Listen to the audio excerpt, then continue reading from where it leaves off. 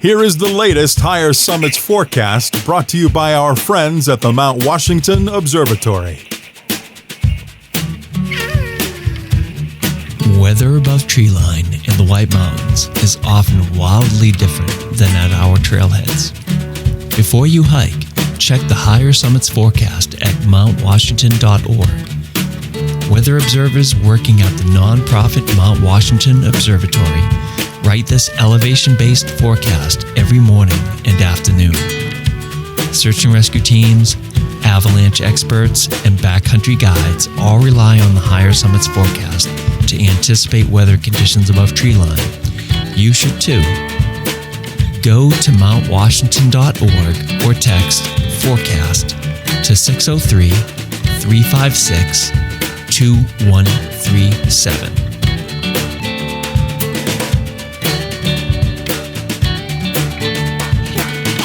Hello, listeners.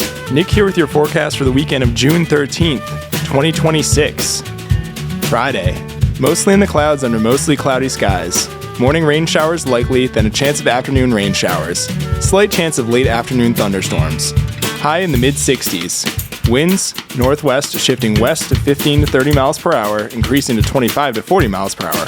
Higher gusts possible with thunderstorm activity. Friday night. Mostly in the clouds under mostly cloudy skies. Chance of rain showers. Slight chance of evening thunderstorms. Low in the 50s.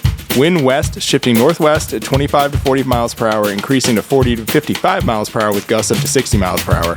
Higher gusts possible with thunderstorm activity. And Saturday. Mostly in the clouds trending towards mostly in the clear under mostly sunny skies. High in the mid-50s. Wind northwest at 25 to 40 miles per hour, decreasing to 20 to 35 miles per hour with gusts up to 55 miles per hour. So starting a little rainy and a little toasty up there this weekend. Looks like things should be clearing up nicely for the Alzheimer's hikes that'll be happening on the 13th this weekend. Happy hiking, safe hiking, go crush some peaks.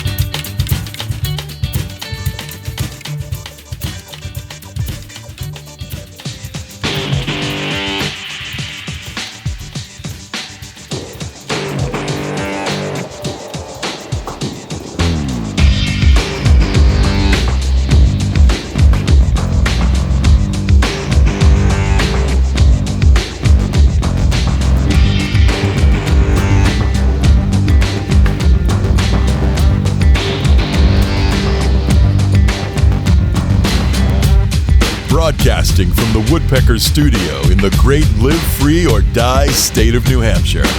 Welcome to the Sounds Like a Search and Rescue podcast, where we discuss all things related to hiking and search and rescue in the White Mountains of New Hampshire and beyond. Here are your hosts, Mike and Nick.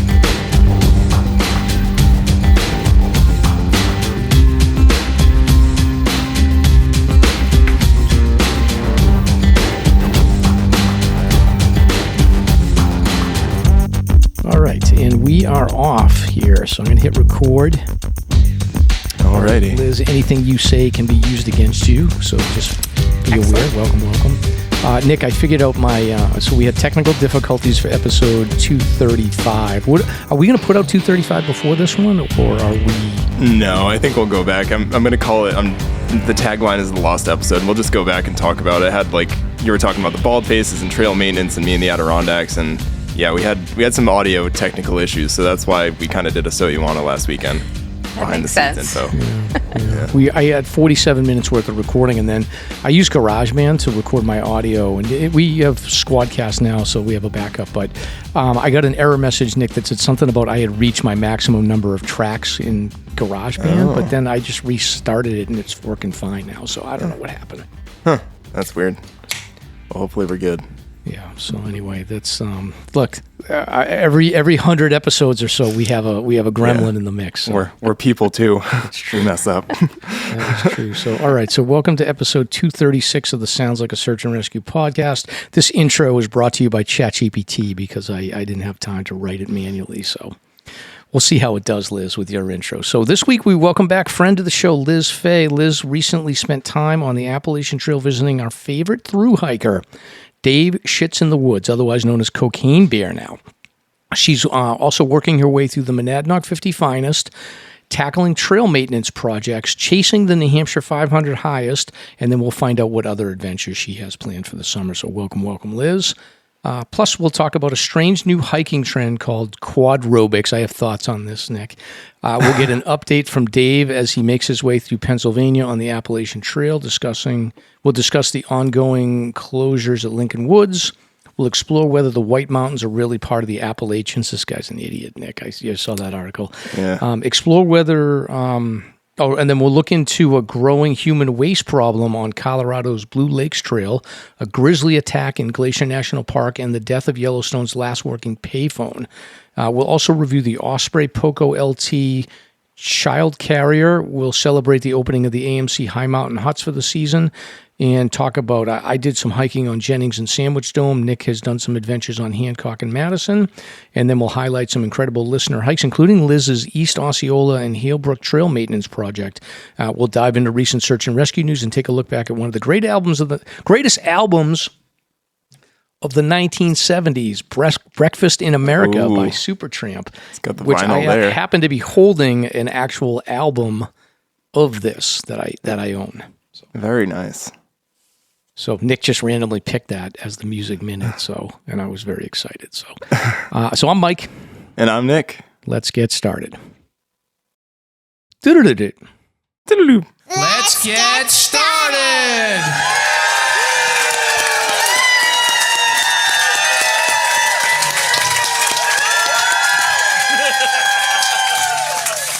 All right, Nick, and then we're going to get started this weekend coming up. So this show will air on Friday, and then on Saturday morning, we'll all be getting up. Liz, what are you doing for Alzheimer's this year?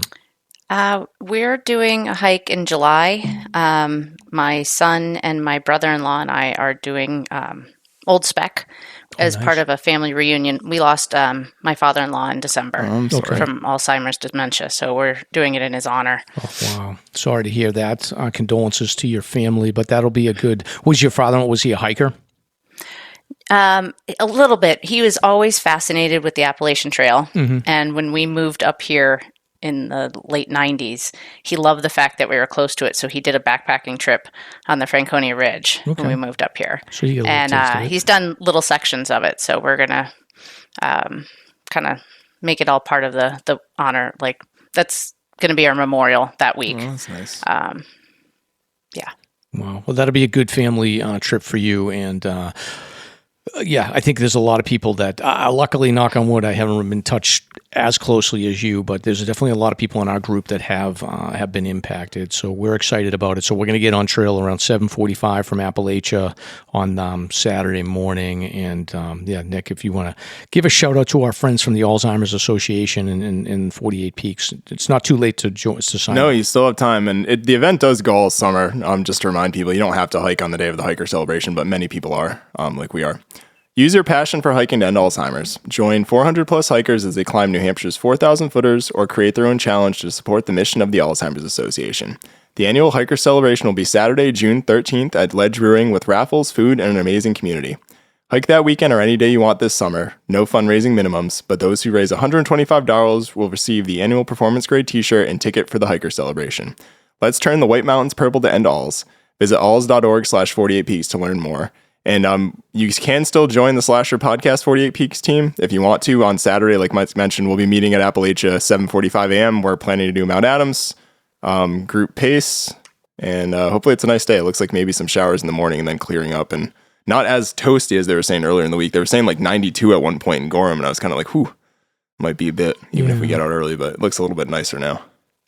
Yeah, I don't look at the weather today. I looked yesterday. What do you use, like your Apple weather app, Nick? So like if I'm planning hikes, especially in that area, I'll use like the weather.gov point forecast for like Gorham, Randolph, and Mount Adams. They have one around 5,200 feet and the higher summits forecast. And I think, like we all know, like especially that, I mean, the whites are pretty variable anyways, but the northern presidentials, it's like you really might as well not even look until it's like 2 days before, because it just is a crapshoot, especially with like precipitation and things like that. But that's normally what I go with, Mike.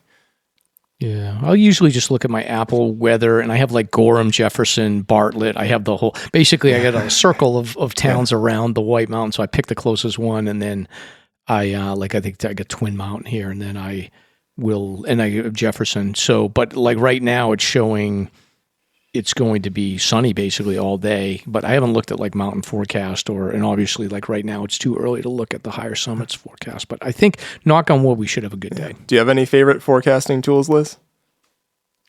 My general weather app is Wonderground. Okay. Yep.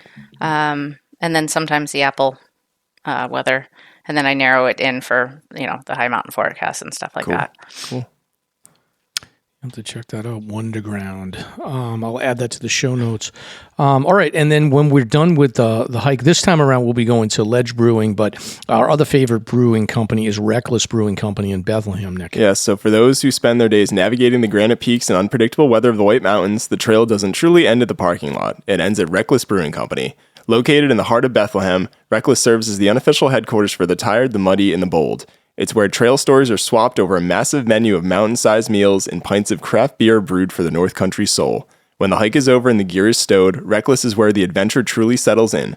Reckless Brewing Company, the finish line for every White Mountain trek. Very good, Nick. All right, so we talked a little bit about episode 235. So episode 235 is in the trash bin of history, I guess you could say. Yeah, we'll go back and I guess touch about it. We had some other topics in there and catch up, so I figured we'll go back, but it'll happen at some point this summer. Yeah, we can do one segment, Nick. Let's do one segment from 235 that we missed. Okay, that sounds good. So, Liz, are you into OnlyFans? Have you ever heard of OnlyFans?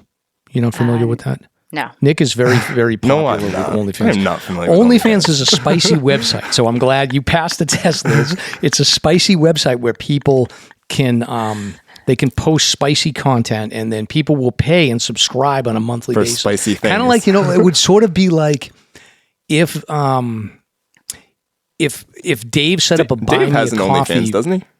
I don't think he does. But if Dave Shits-in-the-Woods had a buy me a coffee site, but the only way that he would interact with you is he would like take his shirt off every time you bought him a coffee, then that's kind of what OnlyFans is. But the reason I bring it up is because there's an OnlyFans model, fine young lady, who is hiking the Pacific Crest Trail. So apparently she's got a big following on Instagram, and then she is hiking the Pacific Crest Trail and getting a lot of attention, but she ended up having to get rescued off of Mount Whitney. So she had like some kind of a stomach issue or something like that. So a lot of articles about her because, look, she's a model. So it got a lot of eyes on it. But that was in 235. We talked a little bit about it. I asked Nick about his OnlyFans habit, and he also claimed that he's never heard of it either. And I feel like both of you are lying. I just like how you're perpetuating this. Right. So anyway, let me see here. Her name is Cameron Renee, and she's made it pretty far. So I don't know how far that is. If you go from the Mexico border up to Mount Whitney, that's almost all of California. Does it actually go to the summit of Mount Whitney, or kind of just traverses over must be like a shoulder of it or something? To look at that, I don't know. It's a good question. Yeah. I think it goes over.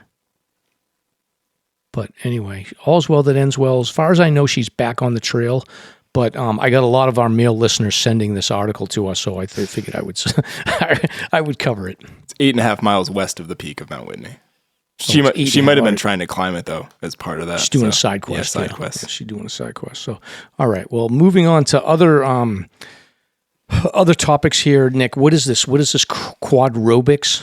Quadrobics. You've discovered this is a new trend? Apparently, I believe Stomp threw this one in, but apparently there's this new fitness trend called quadrobics. And it basically has people channeling their inner animal by walking, running, and even jumping on all forms. And it's formally known as quadrobics. So this unconventional style of exercise is gaining traction on social media, where people are showing off their bear crawls and cat leaps, and apparently often wearing furry masks and tails. So this is kind of a tie-in to maybe some OnlyFans things. Yeah, it's kind of interesting. I guess you could kind of do this hiking and end up doing this hiking, but there's like pictures of people's in like masks and stuff crawling around and stuff. So I don't know, I guess. Liz, if you saw somebody coming up Valley Way on all fours, like a spider monkey, like immediately I'm calling 911, right? I'm freaked out for sure. I would be like, No way. I would be very disturbed. Yeah, if there were, So the picture of this girl is like, she looks like she's climbing out of the jungle. Like she just, dude, if you saw someone at night dressed in a cat mask crawling on all fours up the trail, I'd be so freaked out. I would run back up the trail or down the trail. Yeah. The best part of this article ever is that like they're like TikToker Wild Soleil, who asked to remain anonymous, started doing quadrobics last year after learning about therians, a group of people who identify as non-human. I heard about this. Like kids are going into school and they're giving them like cat bowls or cat food bowls or something. Is this a thing, Nick? You're closer to that age than I am. I don't know. They don't go to school yet. One of my daughters, who I will not name, went through a cat girl phase. So. Like she'd pretend to be a cat? Yeah. Okay. Yeah. They would come. Her friend would come over and they pretend to be cats. Ryland's into the Super Kitty show. They're like 6. Yeah. Doesn't pretend. She's more of a. She's a pterodactyl exclusively right now. That's what she pretends to be usually. Okay. So. All right. Well, anyway, I feel like this is just people trying to bring their kinks to the trail. I'm getting that vibe. Yeah. So quadrobics. If anybody sees or hears of anybody doing quadrobics, I feel like I did see. I saw some naked people at Emerald Pool, and then I also heard there was nude hiking is a thing as well. Yeah, there's a hike naked day, right? But there's like it's coming up later in June. I think. But there's like stipulations depending what state. Like I think Vermont, like you can like appear, like people can't see you getting dressed, but if you just happen to be naked in public, it's like okay. There's like a lot of weird stipulations with nudity in public or on trails. Yeah, it is. So I don't know. This podcast has started with a weird vibe, Liz. It has. So why don't we just keep the vibe going and give a Daveshitsinthewoods Appalachian Trail update? That sounds good, and it includes. We had one with Liz last week, but we'll kind of touch on that a little bit later.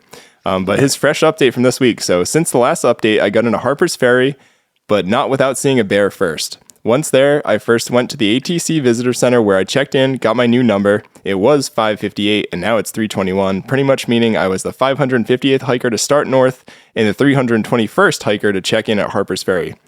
And I had my picture taken. Sorry, the article for Quadrobics just popped up when I was highlighting over it, so my mistake. It's disturbing. Yeah. I know, you get distracted. Just a cat picture again. Like so Dave had his picture taken at Harper's Ferry. They use the numbers to keep track of who's coming through and for other statistics from Georgia and Maine. The highlight was finally seeing Mrs. Shits, who took a train into town. We spent a few days doing tourist stuff in a very historical place with lots to see and so much walking up the damn hill. She headed out Friday afternoon and I went back on trail straight into Maryland with no signs to welcome me. Maryland was short but nice with plenty of animals and the OG Washington Monument. Stepped across the Mason-Dixon line into Pennsylvania a couple days ago, where I'll be for the next 230 miles. So Dave is heading to Pennsylvania and officially crossed into the north now, I guess. That's pretty good. That is pretty good. I got to start making, like, now that he's getting close, we can actually make plans. I was going to see if, I don't want to bug him, Liz, so I'm going to ask your advice on, like, how to interact with, like, through hikers when they're in it. But I do want to, like, try to get out for a couple days, maybe in the Massachusetts section, so we'll figure it out. But how did he smell, Liz? I'll just jump right to that. Like, how did how did you handle all the through hikers? That's going to be difficult. By the time I saw him, he had already, like when I first connected with him, he had already been in town overnight. Okay. So I hadn't seen him, right off the trail. And then when we were hiking for 4 days, it didn't matter since I smelled too. Right. Yeah, after a day or two, you're good. Yeah, so it really didn't matter. Well, that's good. Yeah, you had mutual stinkiness together, so you didn't get like the sticker shock. Yes. Yeah, but I was just thinking of that initial meeting, or at least the first night. Like maybe your stink isn't up to the level of 5 or 6 days with no deodorant, or actually 100 days with no deodorant, like these hikers. So anyway, that's good. So Dave's making progress, and he'll be up in New England in no time at all. I figure he's at 230 miles through Pennsylvania, and then I don't know how many. It's probably not even like a couple 100 miles to get through the rest of it to get to Connecticut, right? Yeah, I think so. So he'll be moving. Good job, Dave. He'll make it. Yeah, crushing it. Oh yeah. All right. So we'll talk more we'll get more insight on Dave and Liz's adventure down there in a little while. But we've got a bunch of New Hampshire news here, Nick. So what do we got going on in New Hampshire right now? So first we got Justin from that Recycled Percussion Band apparently is doing one of those challenges that they're kind of known for. And he's actually running with a friend from Vermont to Maine who uses a wheelchair.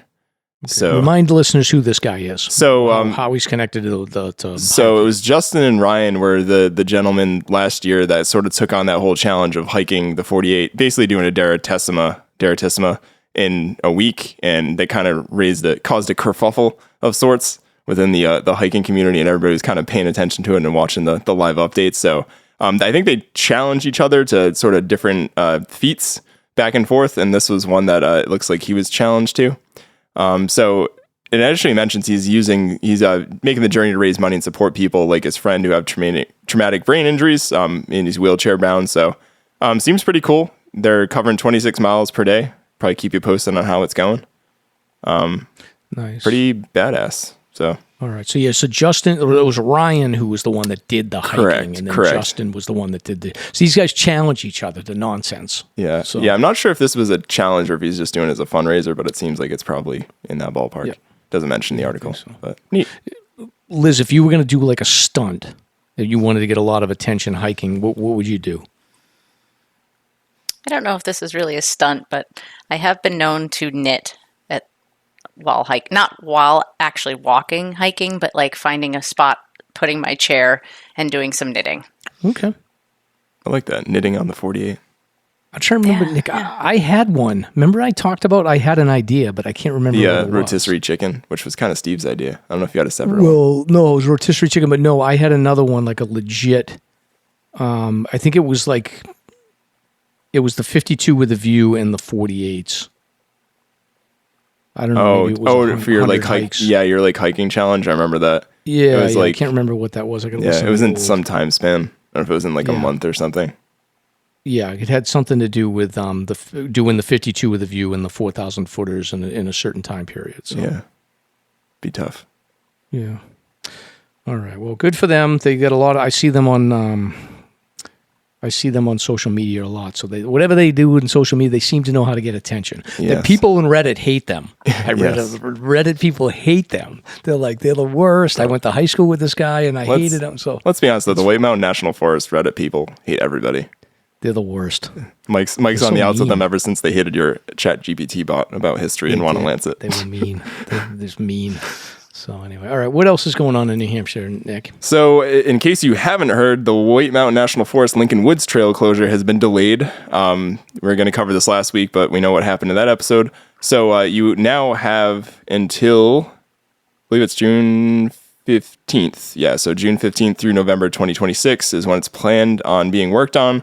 So you now have about an extra week, not as this episode drops, but you get an extra weekend to get out there and get the Bonds or Owl's Head or anything else you want to do getting in and out of Lincoln Woods, if you so desire.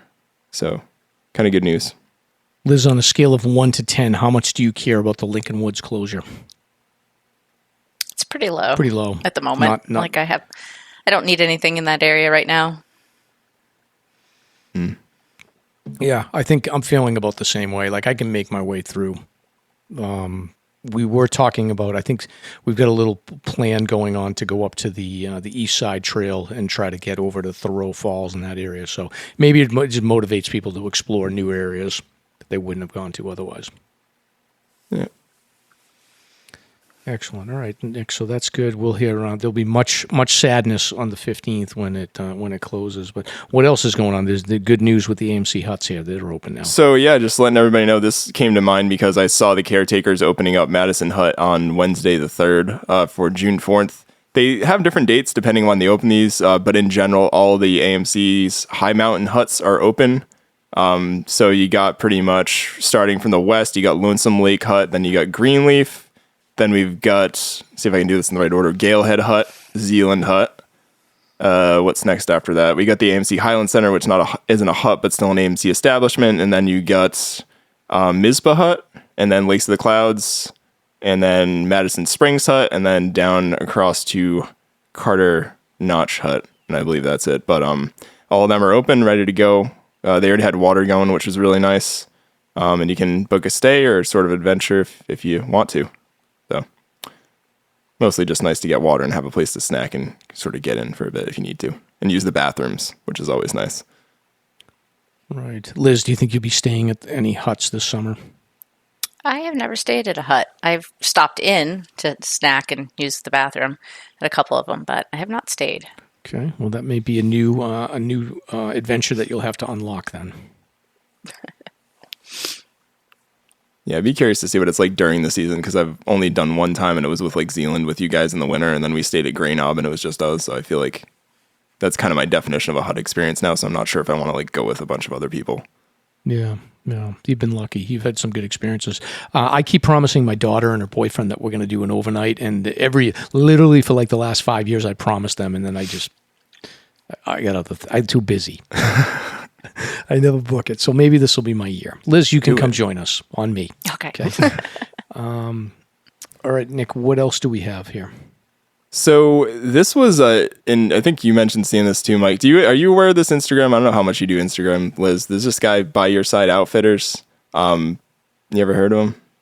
He does some interesting videos. I've found with a lot of his geological videos and stuff like that, you kind of got to look into it because it usually exaggerates. We had one a while back was like how the Cascade Range was like related to the Adirondacks, and like I looked into it and it wasn't necessarily true. So he had this video that I immediately was kind of like, I'm gonna take, and I do enjoy a lot of the content that he posts. I don't want to make it sound like he's just posting like stuff that's not all legitimate, but this one kind of caught me. So he basically insinuated that the White Mountains are not actually part of the Appalachian Mountains and they're their own thing. And this was because the Whites sit outside the Appalachian Fold Belt. And for those of you who don't know what the Fold Belt is, I'm about to tell you. So this was a belt that was the result of the parent land masses of North America, Africa, and Europe smashing into each other roughly 500 to 300 million years ago. So during the sort of Pangea type era. His video goes on to explain that 100 million years ago, as North America drifted west, it dragged New England across a hot spot, basically sort of magma and whatnot pushing up through the crust that shoved Conway granite to the surface, making the White Mountains unique because apparently they're all granite, which also isn't true. It is correct, and he does state that they erode differently because they're granite, which is completely true.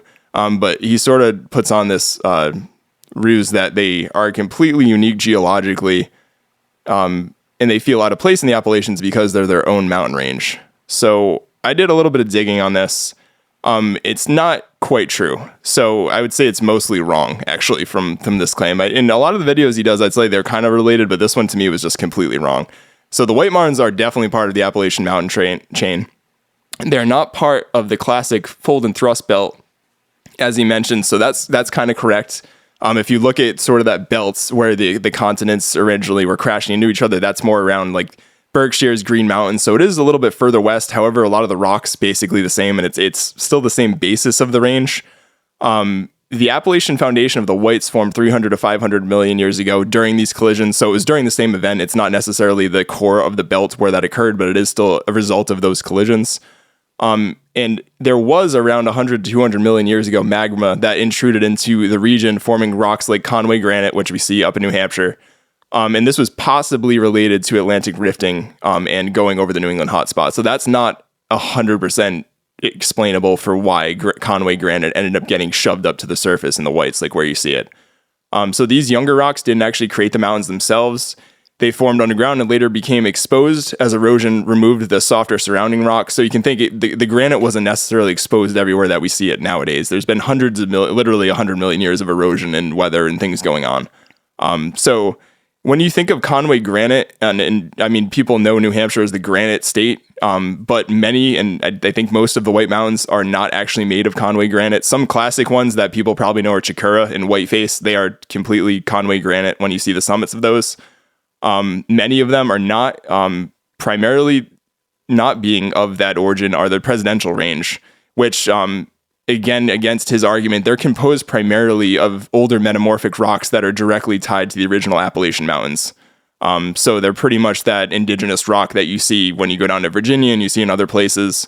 And just wanted to add too that when we see the dramatic features in the Whites, like the ravines and the glacial cirques, I'm mentioning it right in the name there, but glaciers are really responsible for the dramatic and rough terrain that you see in the Whites. So it's not necessarily erosion or sort of these crashing events of continents and things like that. So interesting video, but a clarification there. And another thing I wanted to add, I was just thinking of, if you go into the back of the White Mountain 4,000 Footer Guide by Steve Smith and Mike Dickerman, there's a section that will tell you what type of rock each of the mountains is made out of. So if you're really in and you want to go down that geological rabbit hole, you can actually see that. But a good chunk of them are not made out of Conway granite. There's many dramatic features like the Canyon Cliffs and stuff that have granite and things in the whites, but certainly not all of the mountains are made out of granite. Right. It's crazy to think that if you went back, whatever, hundreds of thousands of years ago or billion years ago, that the Mount Washington could have been like rival Mount Everest in the Alps and in the Andes at that height. Yeah, it's wild. I know there's a sign on Wachusett that mentions, I think Wachusett, they guessed before the glaciers was 9 or 10,000 feet tall, and then it just got raked by glaciers. So a lot of the whites were the same way, and they carved out the ravines and the valleys and the notches, and that's why you have all those glacial erratics everywhere. There's glacial erratics even around where we all live probably too. It's even in southeastern Mass, you see the influence of glaciers that were sliding down into the bay in southern New England. So right.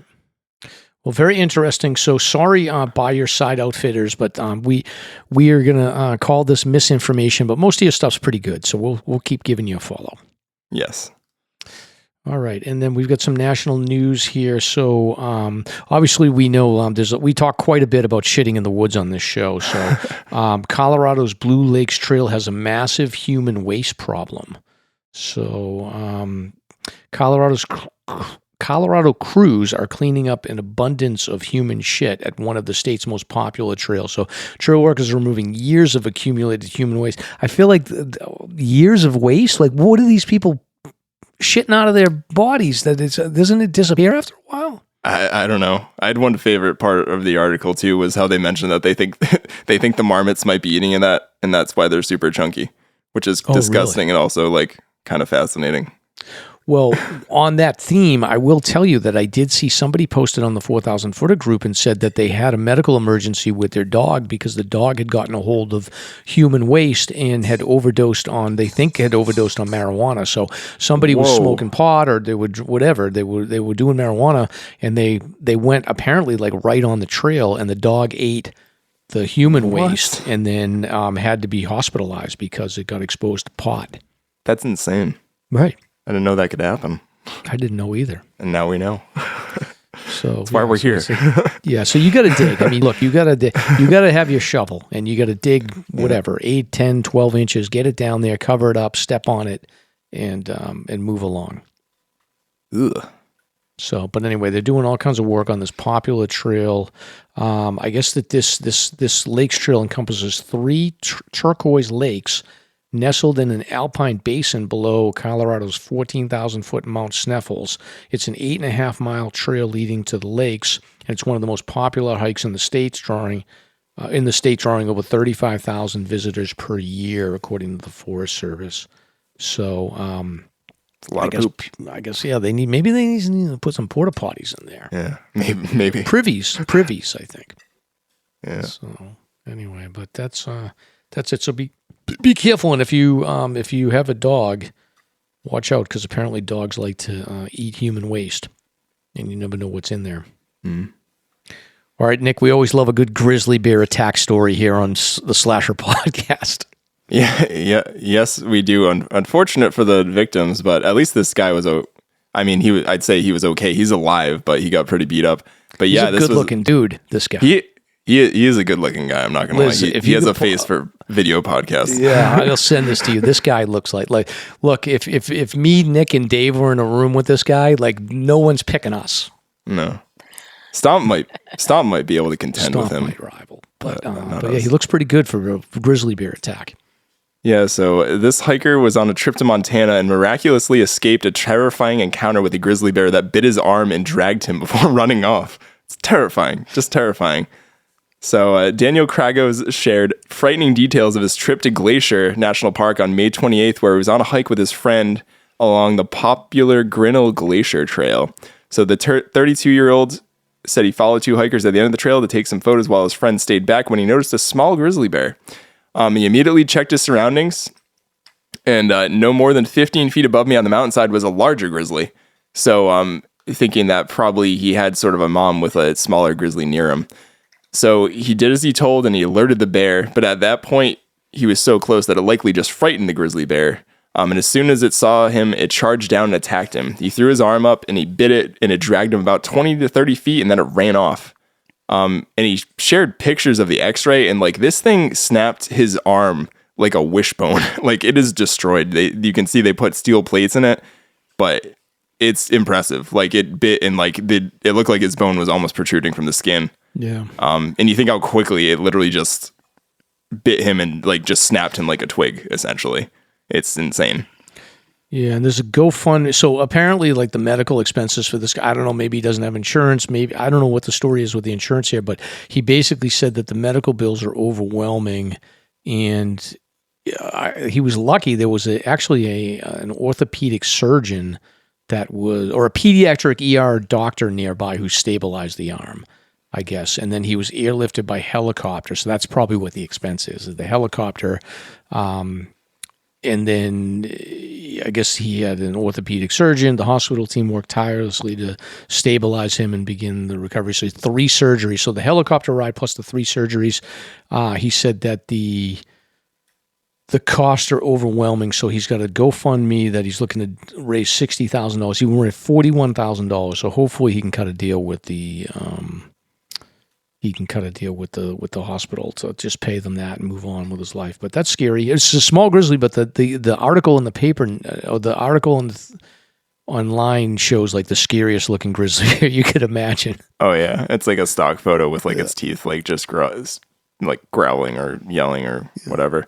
And they do mention, I was curious about this too, but they said that officials said they likely didn't detect each other because of the sound of rushing water. So they're thinking the grizzly couldn't hear the hikers and the hikers couldn't hear the grizzly, and that's why they kind of snuck up on each other, and it wasn't good for either of them. Liz, what is your bear defense system? Do you, I think about this every once in a while. Mine is immediately like I'm going to stick my hiking poles in the eyes and drive it right into the brain and kill the bear. If not, I'm just going to throw a Snickers bar and run.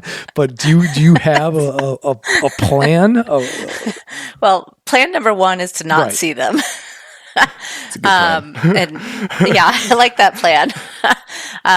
And luckily, so far, anytime I've seen them, they've been far off trail or far down the trail that making noise scares them. Because I was thinking about that the last time I was out, what I would do if one was coming at me, because I see so many more stories of that happening. Might be the Snickers bar getting thrown. Do you have like do you have a specific noise that you're going to make that you think is more apt to scare the bear away?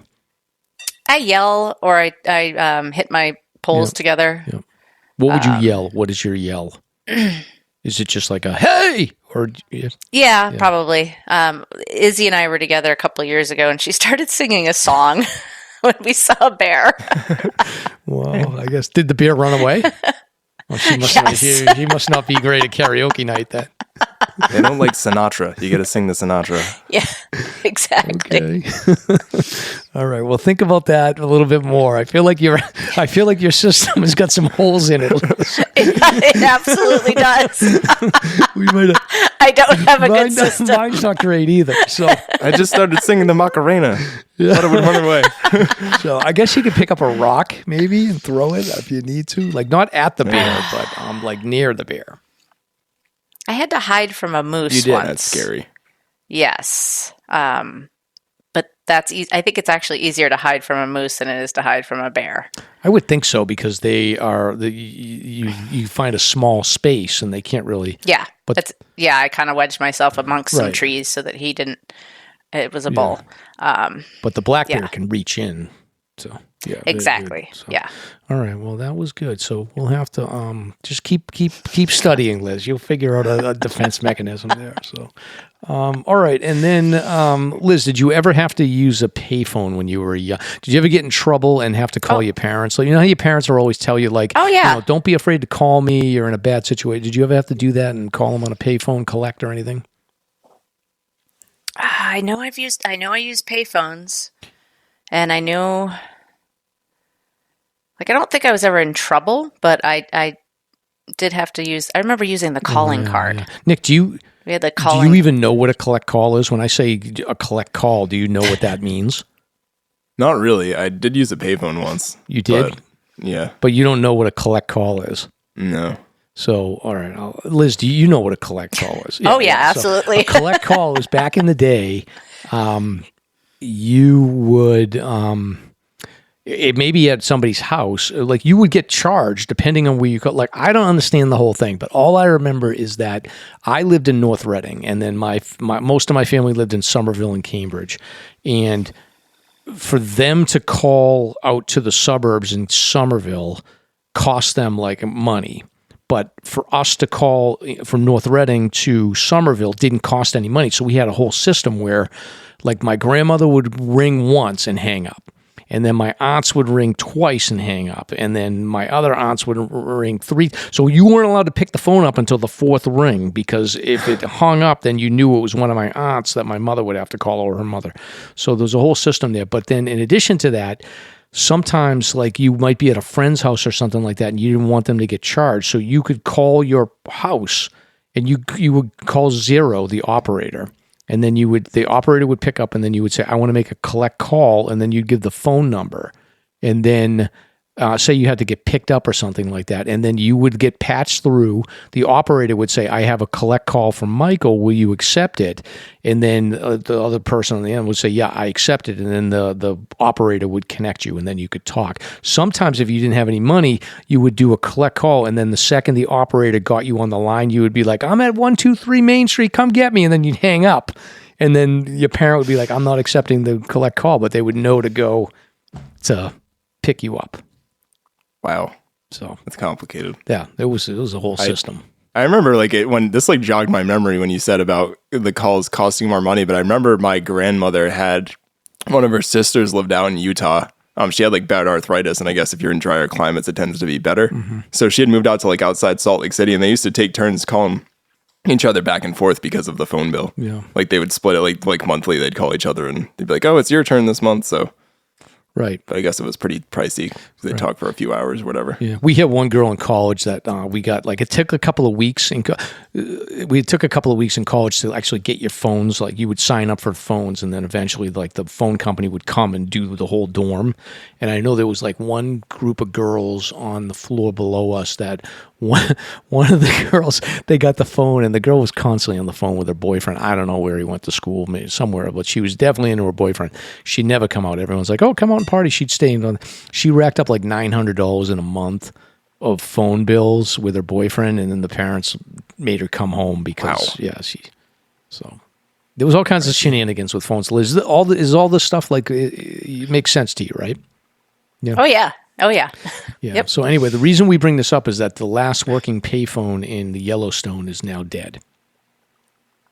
Oh, wow. Sigh. Which is sad. So it's I guess a courtesy phone that you could use. But I feel like there is a payphone at Lafayette. There's a payphone in New Hampshire at Lafayette campground parking lot. I wonder if there's any other ones like Pinkham Notch or any areas like that. There's a couple. I think there is one at Pinkham Notch too. Mm-hmm. I feel like I heard that somewhere. Yeah. So anyway, the end of an era. But you learned a little bit, Nick, about collect calls too. I did. That was a fun story time. Yes. I was like those. Very good. All right. So, and then we learned about Liz's beer defense technique. So this has been a fun show so far. Yes, it has.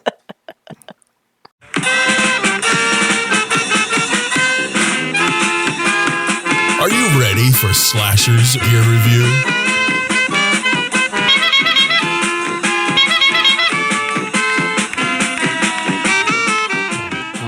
Gear review. So I've seen you've been carrying your little guy on your back, Nick. Yeah, Ethan's been riding in the carrier, and Ryland's kind of kicked out, which has caused mixed feelings. I think she's cool with it now, but it's kind of at first she's like, "Oh, he has to go on that. He's too little," and I'm like, "No, you're too big now." And I did want to shout out. I don't think I've shouted out this specific carrier on the podcast before, but I've been using the Osprey Poco LT child carrier now for almost 3.5 years because I had Ryland in it most of the time. It's like rated up to around 40 pounds. I've had really good luck with it. One thing I will say, and I did link it in here, but it is way more expensive than it was. Like, I mean, this would have been probably during early before Rylan was born, like 2022. So it's like $150, I think, more expensive than what we paid for it. And actually, if unless you buy the top of the line one, there's like this little canopy that's nice. It'll go pull out the top, the bottom, the back of the pack, and then go over the top of it to sort of shelter your kid out of the sun or rain or whatever. And you have to buy that separately unless you buy like the most expensive one now. So they're running like $450, but it's a good use. Like I've taken them everywhere, and it's a good option. A little pricey, so maybe if you get like a registry or something for a new kid and try to use a gift certificate for it. But I think it's kind of a priceless when you talk about just generally being comfortable and being secure with a kid on your back. Yeah. I've fallen down in that thing like on Wachusett and stuff, and Rylan was perfectly fine, even though I was a little banged up. So they work pretty well. Yeah, Mrs. Mike used to carry we didn't have something this fancy, but we had a similar thing. And Mrs. Mike actually used to carry the kids around when she was just cleaning up the house.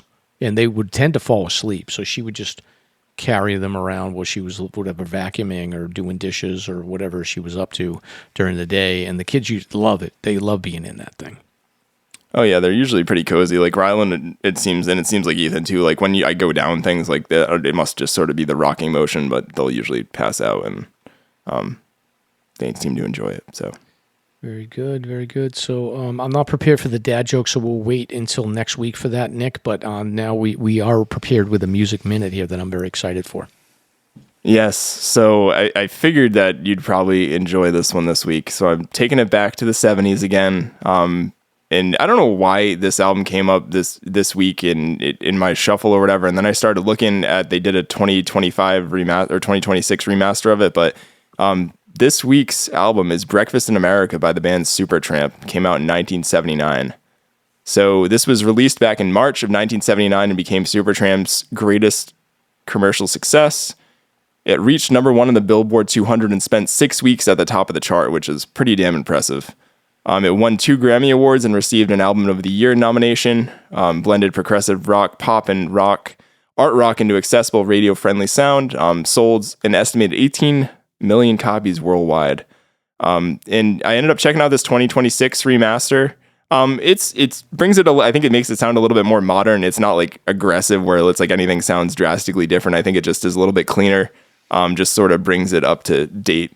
And apparently Supertramp's been going through sort of remastering and re-releasing all of their albums as part of an ongoing catalog reissue, which is kind of fun. If you're into vinyl or anything like that, they're putting everything back out on 180 gram vinyl, remastering it by Miles Scholl at Abbey Road Studios.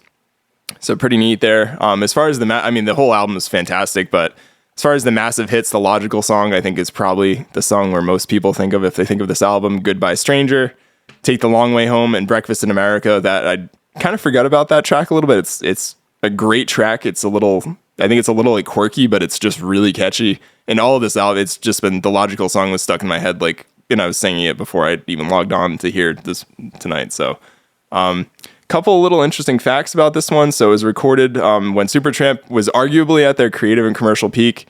Some people think it might have occurred a little bit before that, but either way, they were kind of crushing it at this time. The whole sound on the album was driven by the contrasting songwriting styles of Roger Hodgson and Rick Davies. It's known for, in addition to just being a popular album, it had really meticulous production, layered keyboards, great harmonies, and it has a fantastic sound. Like, especially considering this was made back in '79, it sounds a lot better than a lot of things recorded at that time, I think. When you kind of think of some of the contemporary albums that came out in that time period. There's Wurlitzer electric piano throughout the entire thing, which kind of gives the album this sort of tying theme together, makes it sound sort of cohesive. And of course, the album cover depicts a waitress in the Statue of Liberty overlooking a breakfast food version of New York City. So, yeah, it's great stuff. Do you want to talk a little bit about the album? Just Mike, a little. It seemed like you were close to it. Yeah, just a little fun fact here. As you were typing, I would say the cover album is a waitress holding up a glass of orange juice, and she's behind like New York City, and the art on it's kind of cool. It's like diner table fixings, but they look like New York City, Manhattan, and then she's like dressed up, like I said, as like a diner waitress, and she's sitting there holding up the cup like the Statue of Liberty. So then the actress's name is Kate Murtaugh. So she apparently portrays a diner waitress named Libby posing like the Statue of Liberty while holding the glass of orange juice. And it was designed by Mike Dowd and Mick Haggerty and became one of the most recognizable album covers in the 1970s. I don't know. I think that anybody that went to college in the late 80s into the 90s, if you didn't have this album on your 5-disc CD player running, it would be unusual. At least guys. I don't know about the girls, but like this was constantly in my CD player. So I love it. Yeah, I know my dad. I was saying this to you and Stomp when we were texting, but my dad was saying that he thinks he went through more vinyl copies of this than anything else because they'd have parties and like people would end up trying to put it on while they were drinking or whatever, and they'd spill beer and other things on it. So he's like, I think this is like my 9th or 10th copy he's had. I actually have my dad's copy over there on the record shelf, but Yeah. It is a super recognizable album cover. Right. It's almost like I'd put it up there with sort of like the Pink Floyd Dark Side of the Moon cover, where it's like you see that and it's a pretty iconic and very recognizable cover. Yeah, I agree. And when Caroline, so my oldest daughter, when she started getting into vinyl, literally like the first thing I looked for when we went to the record stores to start her collection was this album here. So solid. And she was like, I don't even know what this is. And I said, trust me. Well, just listen to it. Good pick, Nick. I appreciate this. None of Thanks. that garbage, indie, angsty stuff. So Let's wait for next week. So I've been into a couple of indie artists though. Maggie Robertson and Holly Humberstone. Are you familiar with either one of them? I'm not. I'll send them to you. It's a new one on me. Okay. Send them to you. So, Liz, do you have any thoughts on Supertramp? Was that something you were familiar with back in your younger days? You know, it's funny. I'm sure if I listened to it, I would recognize it. But right now, I cannot place it at all. Okay. I'm probably old enough. Do you do Spotify or Apple Music? Apple Music, yeah. Okay, so you should be able to just look it up and I will. Breakfast in America, and then Yeah, just I'll let it be play. checking it out when we're done here. Right, it's one of those ones that you just play the whole album. Every Yeah. song is good. So. All right, Nick, what are we on to at this point now? So we are Swag. We're on the part of the show where we talk about swag here. So all right, so if you want stickers. And I'm going to bring some stickers to the Alzheimer's hike, and then you have to bring patches, Nick. I'm gonna bring patches, right. and make sure you bring some extra stickers because I need stickers. Yeah, I'll get plenty. So get your free stickers at the Mountain Wanderer. So go see our friends Forrest and Caroline at the Mountain Wanderer. They've got stickers, and then if you're in Andover, Mass, you can go to Spinner's Pizza Parlor and get stickers down there. So, and then if you want Slasher swag and you want to represent, you can check out our bonfire shop. We've got hoodies, t-shirts, all kinds of fun stuff with good color selection so you can help spread the word about Slasher and represent today. And then if you do want patches, we do have those available. They're $2.50 each, and you can get them mailed directly to the door. So we accept payment through the Slasher Venmo. So just send us a note over Instagram or our email account, and then we can get your address and get those over to you. So, and then if you want to donate coffee, if you want to donate to the show and give us money for no apparent reason, you can do that. You can support the podcast by donating to Slasher's Buy Me a Coffee site. So donations help us pay for web hosting, distribution, live events, patches, stickers, diapers, Nick's baby carrier, whatever it is. And then you can also click a button that makes you a monthly supporter where we take money out of your bank account every month. And I've heard it's impossible to cancel once you do that. So I highly recommend that you do that. We do. It'll go to a good place. It will. So can you imagine if somebody signs up for that monthly thing and then like 25 years from now, like I'm dead in the ground, Stomp's dead in the ground, Nick, you'll still be alive. You'll continue to get that money every month. Just keep investing it, and then I'll buy a chalet in Europe. That's true. That is true. So...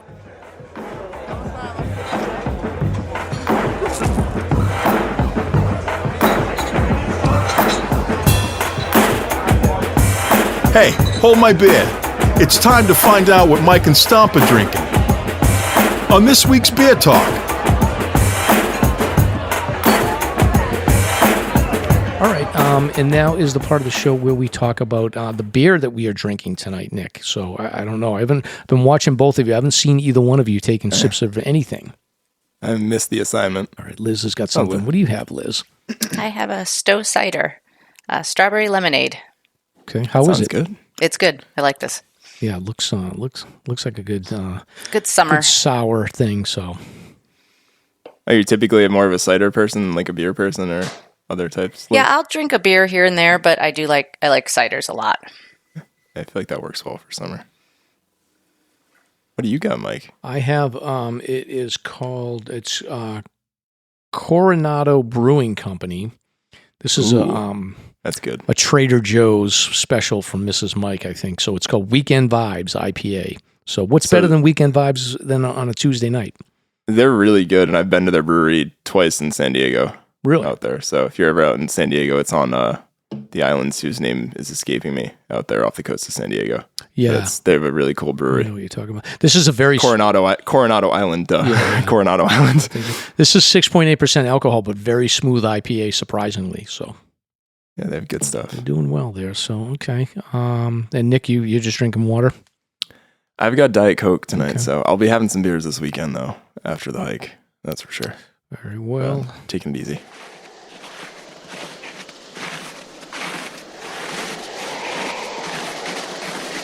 I knew we should have gone left back there.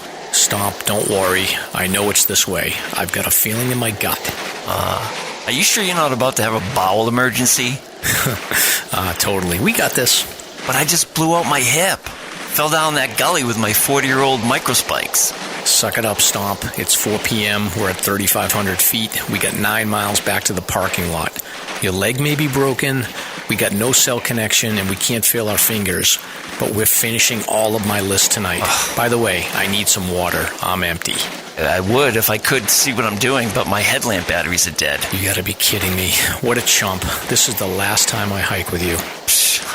Whatever, mister. Do you know me? I have a podcast. Whatever. Let's find out what Mike and Stomp have been hiking.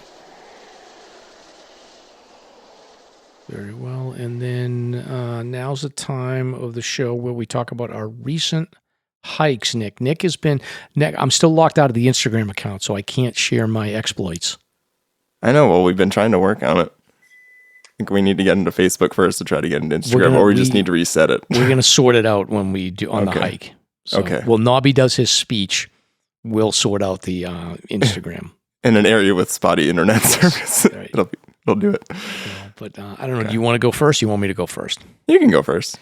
All right. So where did I go this weekend? I hiked with my friend Jay and my friend Tom and our friend Jakester, and we did originally we didn't have plans, and then Stomp raised his hand and said, I'm going to get out hiking. So we were like, all right, well, let's make it convenient for Stomp. So we figured we would do right by his neighborhood. So we were going to do Jennings and Sandwich. Stomp was going to just do Jennings and then turn around. And he was like, my hip is not great, but I think I can do my first hike. And then he decided to tap out because he did a little camping trip the day before. So that was fine. But we just met on exit 3 in Windham, New Hampshire, all piled into one car. My friend Tom drove. And then we were off and we went up Sandwich Mountain Trail from Drakes Brook Trailhead. And great trail. Trail maintainer was up there. Now that I'm doing trail maintenance, I could see the edges were broken out. I could see the drainage was cleared. I could see that there was brushing that had been done. I could spot all that because I've now been trained to see all of it. So the trail was in fantastic shape. And once we got up to the top of Sandwich Mountain Trail, then we headed up to Jennings Peak, we actually got some awesome views on Noon Peak to start with. Then we went to Jennings, which had even better views of Sachem Peak, and then Sandwich. You could see everything. And then, we headed up to Sandwich Dome. Nick wasn't sure if there was going to be views or not. I wasn't sure either, but it looks like they've got, it's not great, but they've got like a section cut down so you can see out. And I don't think they'll ever take that mountain off of the 52 with a view list because it's like kind of the home mountain of for the over the hill hikers. Yeah. So, but it was nice. And then we went back down Drakes Brook Trail, which was in good shape as well. A couple of blowdowns, but otherwise, awesome day. And it had threatened to rain, but it didn't rain. So we just had a high ceiling and, got awesome views all day. It was a great time. And then one of the interesting things, Nick, is, and I've seen you've kind of seen this journey as well, is our friend Jay last year. So Jay's kind of like, he was my soccer dad, Amesbury local guy that's gotten into hiking, and he's now become friends with my hiking friends. And last year he would struggle to keep up and he would have a hard time. He's just like cruising along now, no problem. Going downhill 20-minute miles with like me and Jake were moving along and he was keeping up no problem now. So it's been awesome to see him. He's lost like 45 pounds and then he's also just picked up, he's gotten his hiking legs. So it's been amazing to see his progression. Sick. Yeah, that's cool. It's cool seeing people sort of on that journey. Good job, Jay. And he's been putting up with you two on the trail. So yeah. He's doing a great job. He's got a tough teacher. Yeah, it's kind of weird, Liz. Like I've known this guy for years and like he was always a little bit into hiking, but not really. We would run together, but he's totally addicted at this point. He's always talking about like, oh, this route or this mountain or whatever. Have you ever had somebody that you knew before and then all of a sudden they got the bug and you're like, who is this person? Not really, because Dave was already into hiking quite a bit when I started hiking with him. And Izzy and I kind of started together. I've known Izzy since she was probably in like third grade. Right. So our families hiked together. And then she and I started working on our 48 kind of at the same time. So we were doing all that learning stuff at the same time. Right. Yeah. So it is kind of weird, like seeing it, because the same with me. Like everyone I've known was into hiking, so I didn't know anybody that had just started. So for him to just start off with, now he's like playing. He's going to come up to Katahdin with us, Nick. So he's all in. Oh, that's cool. That's neat. Yeah. He was. I think it was 25th 52 with a view that he's done. So he's halfway. Crushing it. I know he's doing 48 and those at the same time. So. Yeah. That's not an easy. That's like almost a 3,000 foot vert day too, doing those two things, right? Like it's pretty legit. Yeah, I don't look at my Strava. I think it's closer to like 2,700 or something. I think well, I don't know. You start at 1,400 and then you go up to 4,000. So that's 2,600 right there, and then there's a little bit of up and down. So yeah, it is close to 3,000. Yeah. I'll think I back out to those. I've only been on like a lot of the 52s. I've only been on that once and with Ash, and we did not have great views from Sandwich Dome. Like I think there was a tree in the middle of the way. Yeah. I think they've done a little bit of pruning up there, so it's not bad, but not the greatest. Like definitely Jennings and Noon were much more interesting views from my perspective. And there's no room up there either. That was the thing, is we didn't see anybody until we got to Sandwich, and then there was a lot of people coming up Bennett Street, and there was people coming up Algonquin. So when we got there, there was like maybe a dozen people on there. We were standing on the summit, but then some other people came, and I was like, all right, let's get out of here because we'll let other people see the view. But there's really not a lot of room on Sandwich Dome to move around. You were up there not that long ago too, Liz, right? Yes. I did a hike with my son. Okay. We did a weird loop. Like I needed a Black Mountain Trail, the rest of Guinea Pond Trail, and the rest of Algonquin Trail. So we did like a 13-mile loop because we came in from Flat Mountain Pond parking area. Okay. That was a neat loop. Yeah. One of the guys on the summit, I was talking to him. Somebody asked what direction he came up from, and him and his son came up the Gleason Trail. And I asked, I was like, "Oh, did you went up the abandoned part?" And he's like, "Yeah, we went all the way up." So, and I had done that one before too. So, I thought that was interesting. I was asking him, I was like, "How was it?" And he said, "It's in pretty good shape. A lot of moose activity on that trail. I've been up there too, and there's like crazy amount of moose activity." So yeah, but he said that it wasn't too bad. He connected with Bennett Street at the top and then made it through. So there's all kinds of adventures up there. Cool. Yeah, I'm glad you guys had a good day. Yeah. What about you, Nick? You got a lot of good photos on the Instagram. Thank you. Yeah, I had my camera with me too, so I need to like comb down how much I take, but it's all good. So yeah, I've been looking. So a couple goals. I wanted to get trail maintenance done. Just before like we were actually getting up there for even this hike. Like that's usually what I've tried to do. On the cutoff, on airline cutoff, I maintain up there for anybody that doesn't know. And I also wanted to get out and bag some spring peaks, and also had mixed feelings of like I wanted to do a little bit bigger day with some trail race stuff coming up later in the summer. So what I settled on was I did the Hancocks in the morning. I needed them for spring and to round out them for all 4 seasons. And then I headed over to Madison after, went up and over Madison pretty much, and then did trail maintenance and caught sunset up there, which was like fantastic. Just a long day. It was a bigger day. I think it ended up being around 20 miles, 7,500 feet, somewhere in that ballpark. I've done a couple 2-for days in the Whites where I tried to do a couple 4,000 footers. I think I've done like Cannon and Jackson in the same day. I've done Cabot and Mariah in the same day. This one kicked my butt more than I think I thought it would. And I also kind of had my own self to blame just because I picked going up Watson Path as opposed to just going up Valley Way over Madison, which I love Watson Path. It has great views, but the trade-off is that it's just super steep. I had a couple of little fun facts because we've just talked about it on the podcast before, but according to my Garmin watch, so that climb up to North Hancock, first of all, I was noticing 1,100 feet in 0.6. So that's a good steep ascent, which I think anybody that's gone up from that ditch, kind of the drainage knows. And then Watson Path climbs over 2,000 feet in a little over a mile from Duck Falls, where it drops down up to the summit of Madison. So I think it's probably the steepest way on Madison that you can actually get up there. But like I said, it's like all of a sudden I'm always impressed, like you're below sort of Duran Ridge and you can see where Valley Way is going across from you. And then like before you know it, you're like well above, you can see Airline kind of below you and whatnot. And you can see Hawker Ridge sort of popping out. But great views down to Gorham, really interesting perspective. Definitely recommend the trail for ascent, not so much descent, and make sure you're doing it in a clear weather day. It does look like there's some newer cairns up there since the last time I did it, some fresh blazes, but it's definitely hard to follow in spots, and I've done it, I think, 4 times now. There's one spot where it ducks back into the brush before it hits Pine Link. That's not always super obvious to hit, but really fun day. Caught a crazy sunset up there. I probably brushed for, I'd say, a little over 2 hours. I was kind of going back and forth with Mike. I saw a snowshoe hare, which I was probably way too excited about. Excited about that. I've never seen one. No, they're big. Like that's the thing that surprised me the most. I thought it was like a fox or something that I was running. It was just hopping through the trail, or maybe like I don't know, like a bobcat or something. But like it's the size of it's basically as big as like my small house cat. Like as far as how tall they are. But they have massive feet, which explains the footprints you see, and you see why they're called snowshoe hare, because I'm sure they just float right across the snow.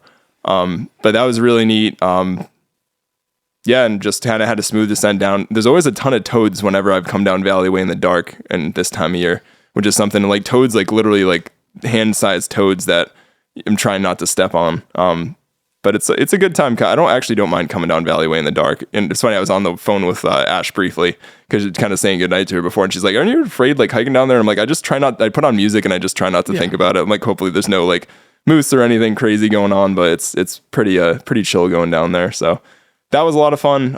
And real quick, Ash was out for sort of a bachelorette weekend for her sister. She had a bridal shower and stuff. So I was with the kiddos and we checked out some local places. One of which I'd never been to before.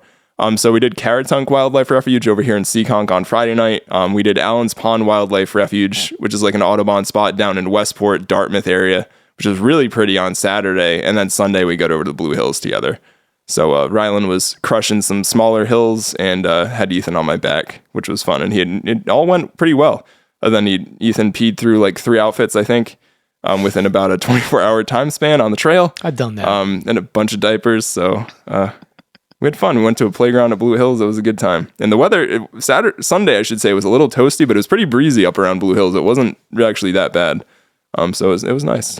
Well, I'm looking forward to hiking with you, Nick, this weekend, and hopefully you bring in your camera. I'm gonna try to look as good as I can look. Yeah, make sure you're well groomed. We need some nice pictures. ChatGPT, I'll take a picture beforehand and ask it to give me a rating. Usually it tells me I'm around a 4 or 5, so we'll see. Actually, true story. I actually was asking about ChatGPT how to self-groom your sideburns because my sideburns were just getting a little crazy, and it gave me a pretty good answer, and Ash thought they looked okay. So that's good. It's not too bad. It's good for ChatGPT, Nick. Yeah. So you're not worried. Look, it's you don't have much to work with. So any assistance you can. And then Liz, what have you been up to? I know we're going to talk in a little bit more detail, but any recent hikes that you've just done? Yeah, I last week I did East Osceola. So I like the lists and things, but I'm not ever going to redline the guide. Like Izzy's working on it. I keep track and I like the variety of trails of hiking things I've never hiked, but I came across the Waterville Redliner 125. Ooh. So it's redlining all of the trails in the Waterville Valley area. And so only have a couple more, I think 2 more hikes after yesterday. So I did East Osceola from Greeley Ponds up to East Osceola. And then yesterday I did North Tri-Pyramid coming in from Livermore. The Livermore lot did the Scour Ridge Trail up to Pine Bend Brook. So I got those done. Scour Ridge Trail is really neat trail. It's very easy compared to doing the north slide and the south slide for sure. And you could kind of peek through the trees and see the north slide, which looks super intimidating from that angle. Right. It looks like it's almost 90 degrees.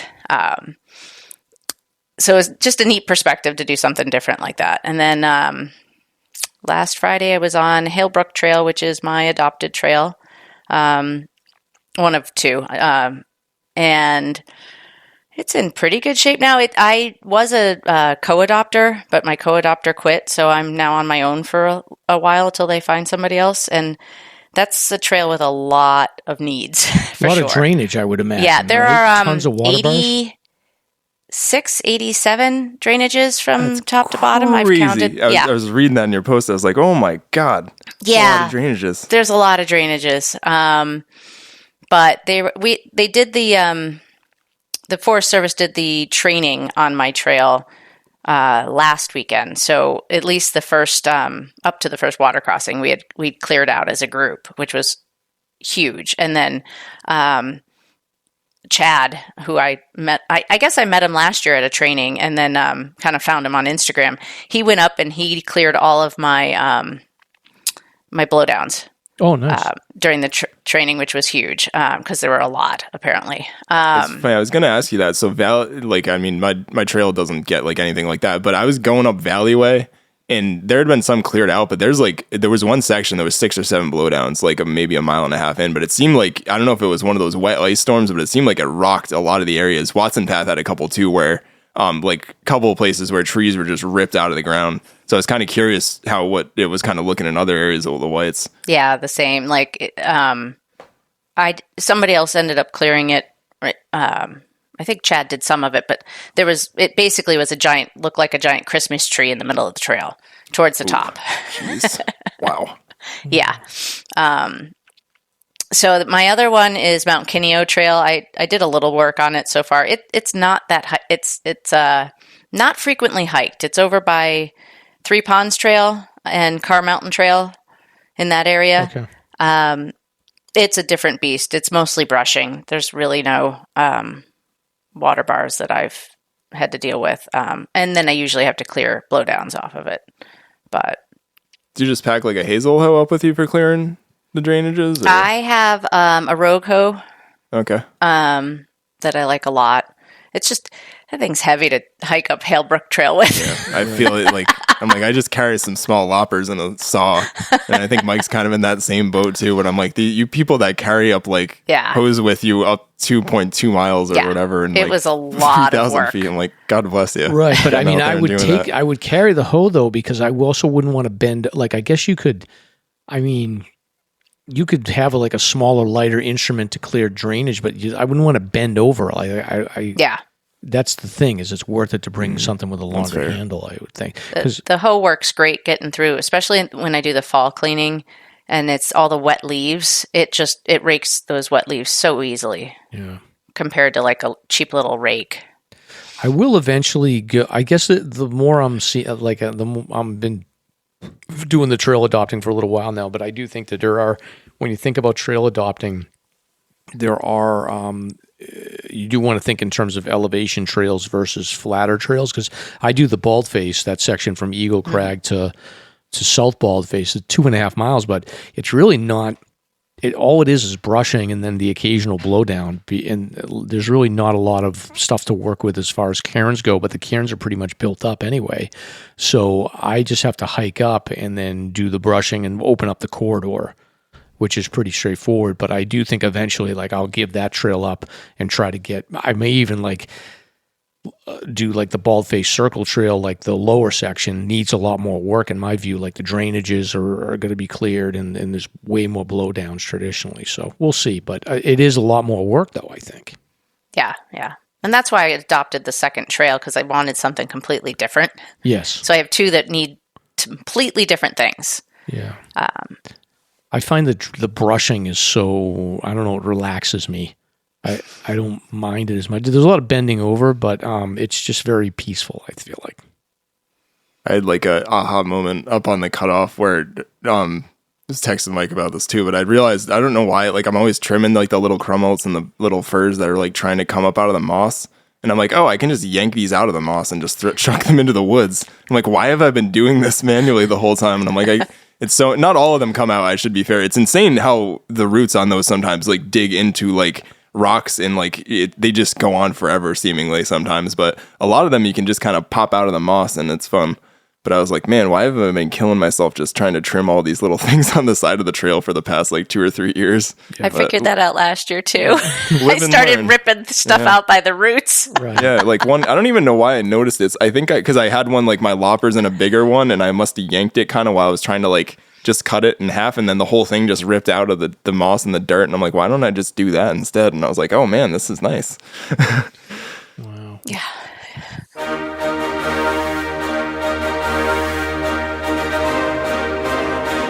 It's time for Slasher's Notable Hike of the Week. If you want to be considered for the Hike of the Week, simply tag Slasher on your social media post. Liz, you're getting out and about, so we'll jump back to you to talk about the Appalachian Trail and all your other adventures in a minute, but we have to do what I think is probably one of your favorite segments, which is the Notable Listener Hike of the Week. Sure. So you can tag us on Instagram, maybe be featured for Notable Hike of the Week. I try to catch everybody, but no guarantees to be plugged on the show. Our friend Andy, Summit Snack Attack, Table Mountain after work in the gym, and then he did his first Washington trek up Huntington Ravine with Riley M. Bailey. So it looked like they had a good time. Looked like a little bit of snow hanging out in Huntington Ravine. Similar vibes to what I saw King Ravine look like. I saw a little bit of snow on Watson Path, but it was like enough to maybe make a snowman. That was it. But great, gorgeous pictures as always, Andy. Glad you had a fun time up there. Liz Fay, East Osceola from Greeley Ponds for something new, and the Waterville Valley Redliner 125 patch, then trail maintenance on Hale Brook Trail. And I specifically called out that whole 88 water bars in 2.2 miles. That's nuts. Marley Sue 2, Parker for 45 out of 52 with the view. And she did it with What Donna Hamilton photographs. Grateful Hiker did Cabot for 42 out of 48, so he's rounding out. He's kind of getting close to finishing. Sarah Solo Summits, our friend Sarah, did her grid finish on Isolation with Paul Lamar, Will Hike, G's Louise Hoops, and Blue Collar Hiker. Looked like they had a pretty good day for it. Big congrats to Sarah.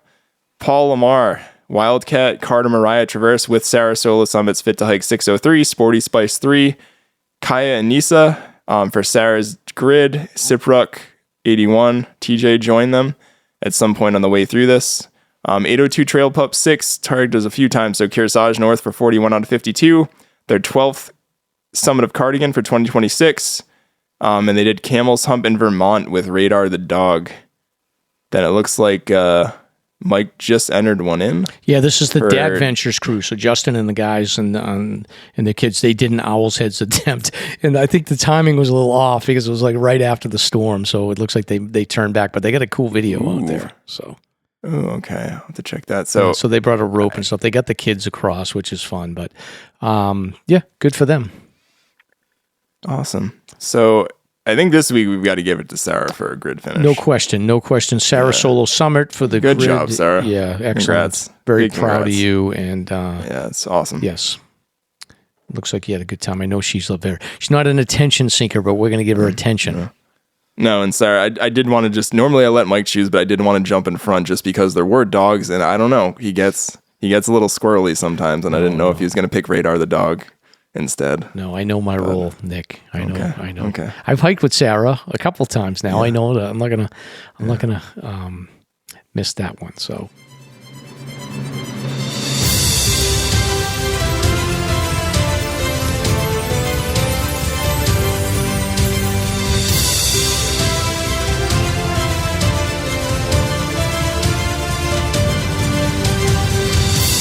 It's time for Slasher's Guest of the Week.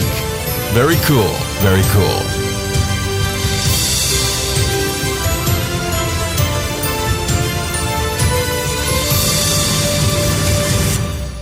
Liz, this is now your moment. This is your time to shine. This is your segment. This is your spotlight here.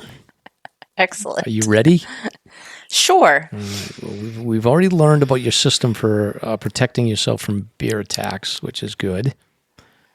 We know that you're a trail maintainer. What else did we learn about her already, Nick? We know that she's friends with Dave. Yep. And I know that you bushwhack. Yep. Yes. And Izzy. Yeah. How many times have you been on the show? This is going to be like your third or fourth time. I think this is only my second, actually. I feel like you were on... Yeah, I was on with Dave and I were on talking about bushwhacking, but we didn't, that was a while ago. Yeah, I feel like you were on one more time, but maybe I'm misremembering here. But I guess why don't you start off? Why don't you introduce yourself a little bit and give a little bit of background reminders for the listeners who you are. Okay, so I'm Liz, and I do a lot of hiking. My previous interest was a lot of running.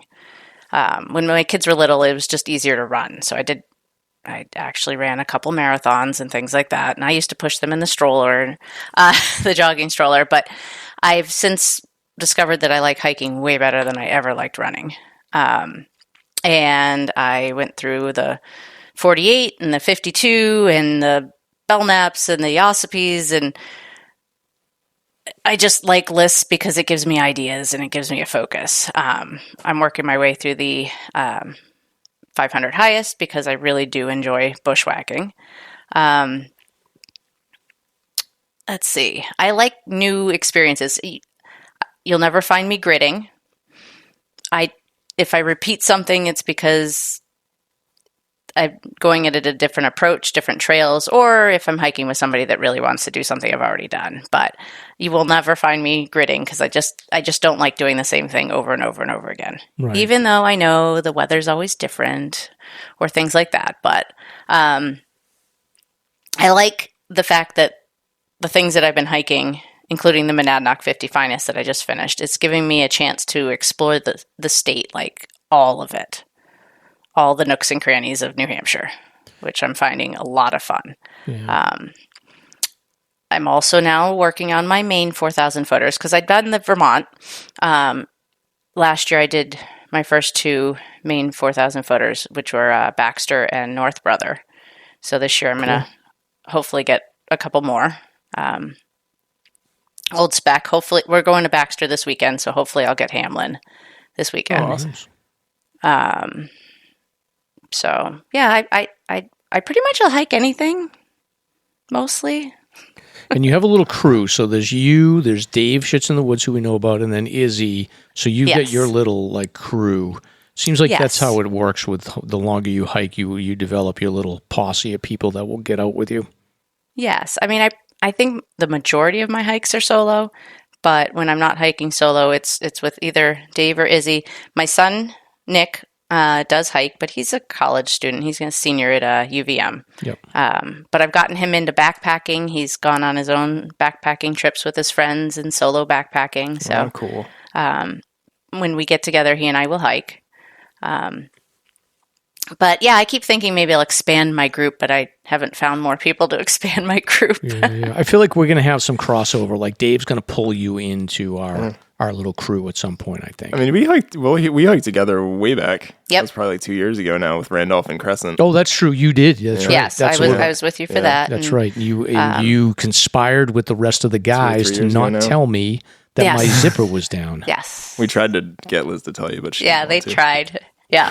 And I hiked with Peter and Jakester, and who else was there?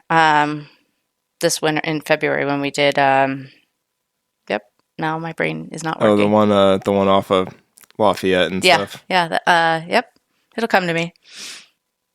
I did learn that Peter, being as tall as he is great for breaking trail. In front, right? Oh my goodness, he was amazing. Yes. I'll knock down all the snow. Yes. Across all the rivers. Yes, send them across the rivers first. For sure. Yes, and I ran into Jake and Peter when I was doing the Halebrook Trail training. They were coming down. So I hadn't seen them in a while, so it was nice to catch up. Jake was talking about that this weekend on trail. So, all right. So we're going to go down the list here, Liz, of topics. So finishing the Monadnock 50 Finest list. So can you refresh the listeners around what the Monadnock 50 Finest is? Yes, so that is it's a new list created by his name Mark Swayze. He came up with a list, I think, last spring. There's 50 mountains, hills, or viewpoints in the Monadnock region. So mostly Cheshire County. Most of them have views of Monadnock or views. They all have trails. They're all pretty short. Some you can make like a loop to get a couple peaks at once, or in the case of, there's 3 in, I think it's Swansea. It's Mount Caesar, Honey, and Hughes. They're like all like next to each other on the same road. So you park at one, you hike one, drive down the road, you hike the next one, because they're all 2 to 3 miles each. So you could knock off a bunch in a day. That's fun. It is a list that Dave found first. I don't know where he found it, and so he did a hike and he'd posted, and I was like, wait a minute, what are you talking about, Monadnock Finest? So I immediately jumped on, because I'm like, this is perfect, because some of them are less than an hour from us. So it's really nice to not have to drive as far for some of those peaks. He specifically accused you of stealing his list, actually, when he reached out to me. And he did recommend you for a guest, but he did I very stole much it. accuse you of stealing his list. I did steal it, and I passed it on to Izzy, and she is working on it as well. Nice. All going to finish before Dave. Yep. Well, he's a little busy right now. Yeah, I guess so. And then with your hike, stop. so you were down on the Appalachian Trail a couple of weeks ago with Dave. So it's always kind of a weird thing where, when I hear this sometimes, like there'll be difficulties where if somebody's through hiking, I think they get into a routine and they get into a system and they have their little crew, and then friends will come and try to hike with them. And I've heard mixed results. Sometimes, it's like you've got to transition into their world, I guess, a little bit. But Dave's an easygoing guy and easy to deal with, so probably was pretty easy. But can you talk a little bit about like what was the plan, and did you have any concerns about like disrupting his flow or anything like that with the jumping into a section hike of the AT? Yeah, I so back in 21, he did the long trail, and I did jump in for a section. Actually, Izzy did too. The 3 of us did a section. So I kind of had already done the experience of finding him on trail, hiking with him for a couple days, then leaving. The AT was a little bit bigger deal, which is one of the reasons why I didn't even ponder going down to hike with him until he had been on trail for a good couple of months. Right. So he had his system. He knows what he's doing. He has a resupplies. Like he knows basically the ins and outs of the trail. I was nervous. I was very nervous when we actually started hiking, because I was afraid he was going to be faster. I wasn't going to be able to keep up. We'd planned with where my car was spotted. It was 54 miles in 4 days, and I haven't backpacked yet this season. This was the first time out. So very nervous that I was going to be physically in over my head. I was not. He's got the same pace he always has, which is one of the reasons why we hike well together, because we kind of have the same pace, so it works out really well. It was nice because he knew the ins and outs, so he was the one he arranged for the shuttle driver to help us drop my car halfway through Shenandoah National Park. And he's hiked with people in and out. And at the time, there were 2 ladies that were in the area that I hiked one day with one and one day with the other. So but everybody kind of does their own thing. Right. And he's definitely doing his own thing. Like if it works out that he can hike with people, he hikes with people. If it's not, he does his own thing and he hikes by himself. So, yeah. So, and I'm not surprised. Like you just get into your routine, and I would assume that it's logistically relying on other people. Plans change and whatnot. So, unless you're like a married couple or something like that, then it's just like let people do their own thing and don't stress about it. Yeah, exactly. Because I saw it firsthand. Like one of the women, like she had family in the area that we were hiking, and so because of the weather and the fact that she had sent home all her cold weather clothes, she had to get picked up, and then she got dropped to do a slack pack going south. So her plans changed immediately as each day went on, and everything has to be very fluid, I think, for you to be successful on the Appalachian Trail. Yeah. What was your overall impression of the thru hikers that you met? Where they sort of have made it past, once you make it to Harper's Ferry, or at least close to Harper's Ferry, then at that point it's pretty likely that you're going to be successful unless there's an injury at that point. Did you get that sense, or did you get a sense that there was still people out there sort of unsure of themselves? Honestly, I didn't see a ton of thru hikers. Probably because of the weather. Right. It rained Friday, Saturday. We had a little sun on Sunday, and then it rained again on Monday. So what most of the hikers were doing is a lot of people were slack packing.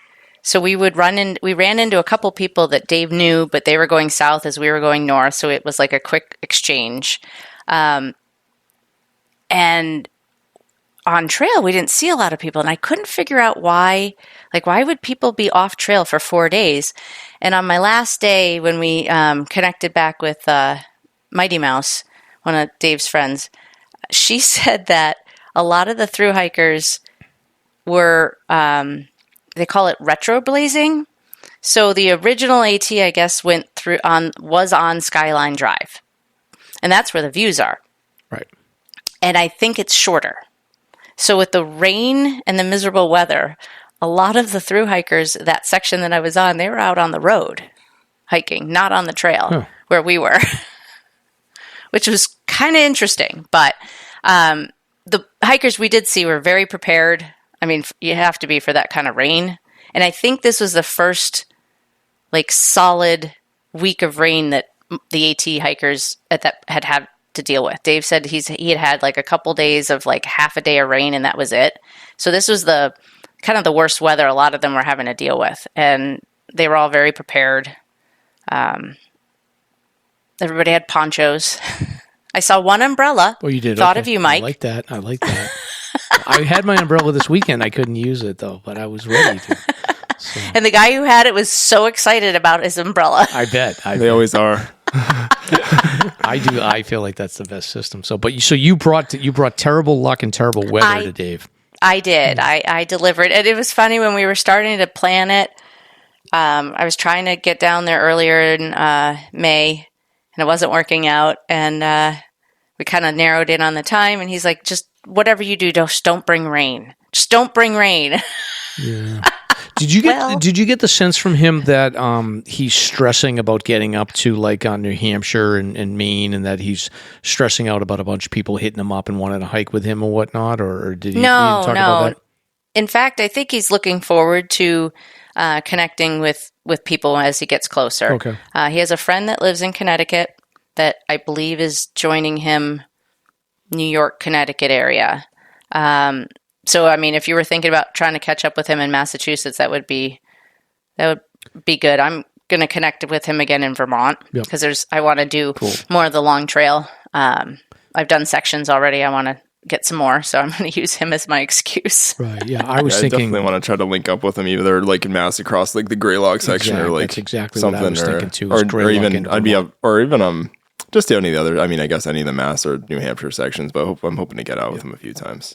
No, and we gotta look at getting T-shirts or something. We do. We are gonna get. I really T-shirts wanted to look at doing that for sure. So, but that's good. You're a good friend, Liz. I was going to ask too, from your perspective, Liz, have you noticed any changes in terms of like, I guess, how he operates with his gear and sort of, I know you're saying like his pace is the same, but I know he's pretty, like he's done backpacking before too, like you've seen him on the long trail, so he had experience. So it must not be as jarring as like someone that's never done that, and then you see how they're acting now, but any sort of like operational differences in how he was kind of with his gear and everything, or kind of business as usual? He had his gear really well dialed in before he left. He did a shakedown hike in the rain before he left. And I think most of what he tested out, he changed his water filter system. But he's like, nothing's really changed. Like the same routine that I've seen, because we've backpacked together before. Couple little variations, a lot more food. Yeah, we're just crushing all the miles. A lot more food. Imagine it must become almost unsustainable at some point. Yeah. You're just hiking that much. Cool. So you're going to meet up with him again. You're going to try to do a section in Vermont. That's good. What was the most surprising thing, I guess, about just being in that particular area? So I don't know. I'm assuming you hadn't hiked in that area. How different was it compared to the whites? Very different. I had been to Shenandoah National Park 30 some years ago with a friend when we did a cross country trip, but I remembered none of it. So it was really neat to see it again. I really had a great road trip and everything. Like I enjoyed the whole thing, even though it was raining.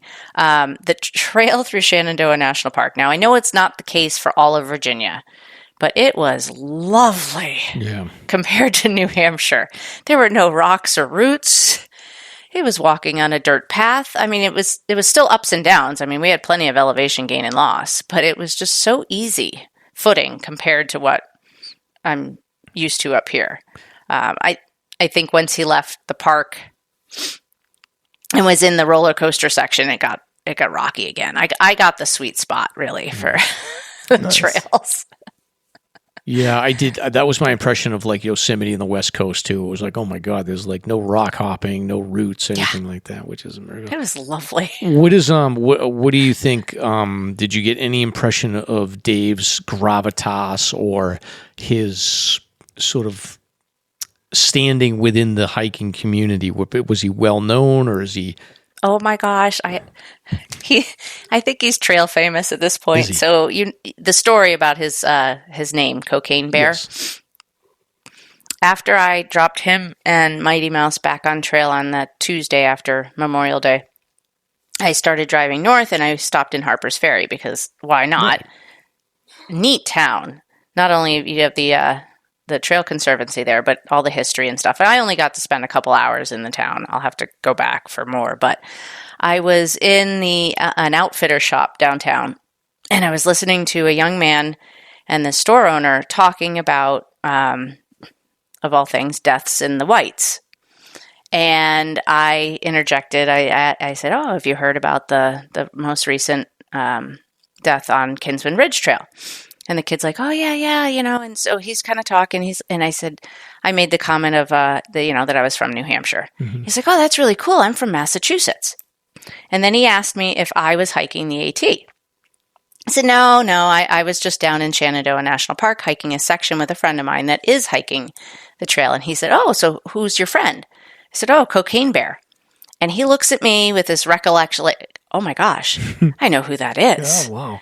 And I'm like, okay, that's weird, because now I'm like a couple hundred miles north of where Dave was at the time, and he's like, I haven't met him, but I heard the story. I've been hiking with OG, and he told me all about how Cocaine Bear got his name, and it turns out OG was with Dave when it happened. So the story of Cocaine Bear is going up the trail, going north. Right. And they're sharing his story because everybody loves how he got his trail name. It's a good story. So it's the AT Telegraph. That's so cool. Yes. It is a giant rumor mill. It's like middle school, the AT with the rumors and the stories. But yes, I feel like he is trail famous. That's no surprise. Good for him. All right. Well, so you had your AT adventure. So then you're going to Katahdin this weekend, you said. Yes. What's the plan there? I just found out that as of tomorrow, all the trails are open. Okay. Because that was a nail biter. Because right now, as of like today, only Hunt and A-Ball are open. But they're opening up the rest of the trails tomorrow. Thank goodness. And I'm going with Izzy and 2 of her college friends. So I'm going to feel like the old lady. So, they'll keep you young, though. That's the good thing. Yeah, exactly. And the goal is Hamlin on one day and back to North Brother because Izzy wants to do Fort because she's doing the 100 New England 100 highest. Okay. And last year we had driving rain and wind on North Brother and decided smartly not to go for Fort at that point, and we came down. So it'll all be weather dependent on what we end up tackling, but those are the plans. All right. Well, that sounds very exciting. We're going next month, so we've got a big crew of people that are heading up there. So, but it's always exciting to get up into Baxter. Yes, it's beautiful. Oh, yeah. I had such a nice time last year. That was my first time last year. Excellent. And then you said so all the trails are open. So I didn't know that they keep them closed this far into the year. Yeah, the only ones I think that they control are anything accessing Katahdin and or Baxter and Hamlin. Right. Okay. And they open up the sunny side, like so the west facing trails first. So A-Ball and Hunt get open first. And then as the freeze-thaw cycle ends, they open up the rest of them. Okay. Yeah, you got to imagine they probably got snow like the Whites a couple weeks back. So, I mean, it was kind of wild even, excuse me, on Wednesday looking out, and the entire summit cone of Washington still, I mean, it's probably gone even now after a couple of days, but there was snow all over the summit cone and top of King. I mean, the top of King Ravine snow in June's not that weird, but it's kind of odd to look out and see all the green and then see like the summit cone of Washington had a bunch of white on it, I will say, but... Good luck. Hopefully you have great weather out there. Which way are you planning on going up Hamlin? I'd like to go in from Roaring Springs side, go up Chimney Pond to Hamlin, just because I haven't been on that side yet. So it'd be neat to see it from that direction. Oh, Chimney Pond's beautiful. I mean, I've only been in there once too, but we did like Chimney Pond up to like the Saddle Trail and stuff. And that whole like the knife edge behind Chimney Pond is just super stunning. And you can kind of see the bowl as you are further out. It's so pretty. Yeah, that's why I want to come in from that way, just because I want to see it from that side. Mm. Cool. Well, I'm jealous, but we will get our moment. Eventually. Next month. But what else, Liz? Anything else interesting that you want to share with us before we wrap up?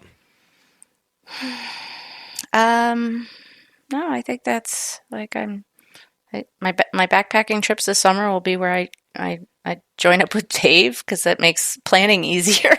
Right, that's good. So we'll definitely reach out to you before we. So I think it sounds like me and Nick may be scheming together to get with Dave to do maybe the Greylock into Vermont section a little bit. I can take Dave to Jack's Hot Dog Stand as well, and then we may hit you up for some advice on how to make sure that we don't disturb him too much in his flow. Yes, certainly. Yeah, no problem. Awesome. No problem.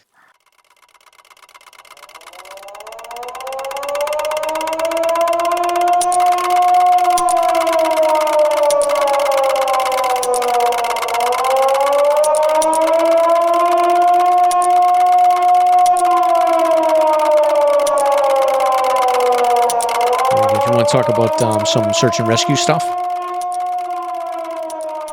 Sure. Okay. Very good, Nick. What do we have to start off with here? So there's been like 5 or 6 incidents, right? Yeah, so we got a little bit of catch up, mostly sort of the Memorial Day weekend time frame. So back on May 21st, I don't know why my voice is getting scratchy. I think the allergies are just hitting me tonight. We had an injured hiker rescued on the Lonesome Lake Trail back in Lincoln. So Thursday, May 21st, approximately 6 p.m., New Hampshire Fish and Game was notified of an injured hiker on the Lonesome Lake Trail. Report indicated the hiker had sustained a lower leg injury and was unable to hike under her own power. So conservation officers responded to Lonesome Lake Trail at Lafayette Campground, where multiple hikers confirmed that the injured individual was located roughly half a mile up the trail, so not too far away. Volunteers from PEMI assembled at the trailhead and assisted with the carrier out. The hiker was identified as a 26-year-old from Keene, New Hampshire, and she had slipped while descending the trail, resulting in an injury.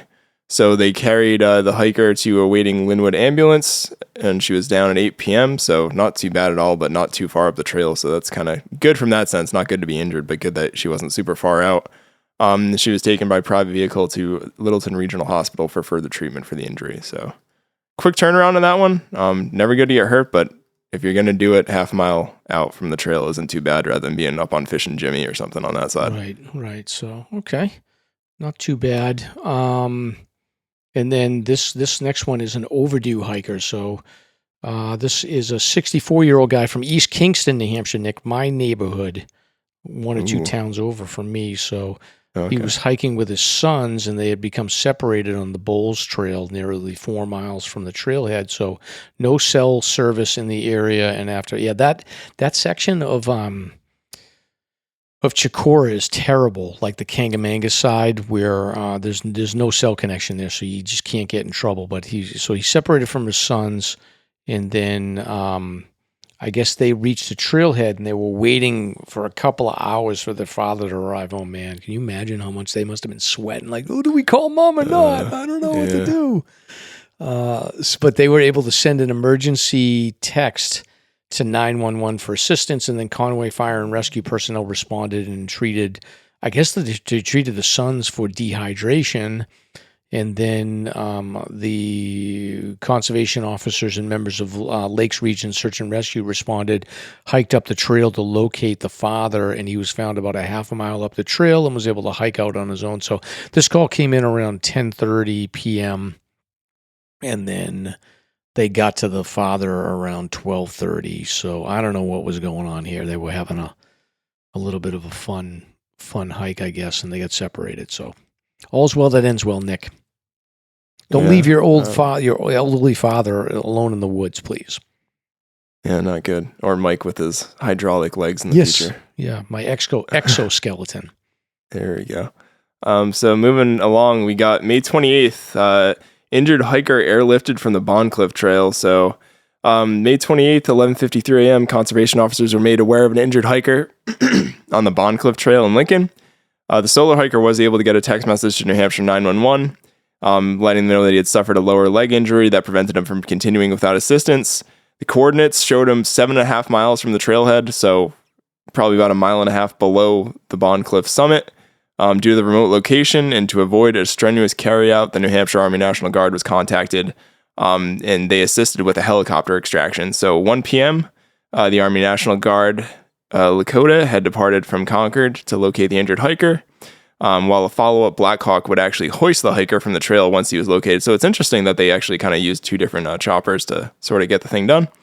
The crew of the Lakota were able to locate the hiker at 1:30 p.m., and shortly thereafter, the Black Hawk arrived at the scene, lowered a couple crew members onto the injured hiker. They moved him to an opening in the trees where the Black Hawk could get him. At 2:50 p.m., they hoisted him back up into the Black Hawk. The well-prepared hiker, the article does call out, was identified as a 66-year-old from Plymouth, New Hampshire. He had spent the previous night at the Geo shelter, and as he made his way out, he slipped and fell as he descended a steep section of trail. So kind of just a bad luck situation there. And at least they were able to get a chopper to him to kind of lift him out, as opposed to someone having to do a 7.5 mile carry out on the Lincoln. Though I would think they'd be able to take ATVs up a good portion of the Lincoln Woods Trail and the Wilderness Trail, but still good that they were able to find an opening. I could imagine that's going to be almost around probably the last time you cross Black Brook in terms of mileage. I had all trails up over here, but it had to be right around that spot that he had slipped. So very good. All right, Nick, this next one. Stop me if you heard this before, but an injured hiker rescued on the Old Bridle Path in Franconia. A few times. So looks like a school group. So this was Friday, May 29th at 8:30 a.m.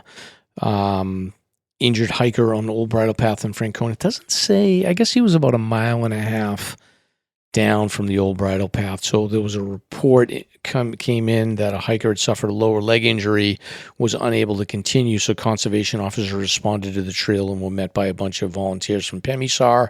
Rescues ascended the trail at around 9:30 and reached the injured hiker around 10:30. So about 2 hours to get to the hiker.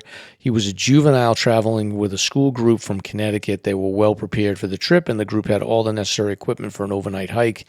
Conservation officers, along with PEMI Search and Rescue And some staff from Franconia Notch State Park carried the injured hiker about 1.5 miles down Old Bridle Path and got him out around 12:30. That lower section of Old Bridle is like chef's kiss now. It is gorgeous. Well done. It is quite lovely, quite lovely.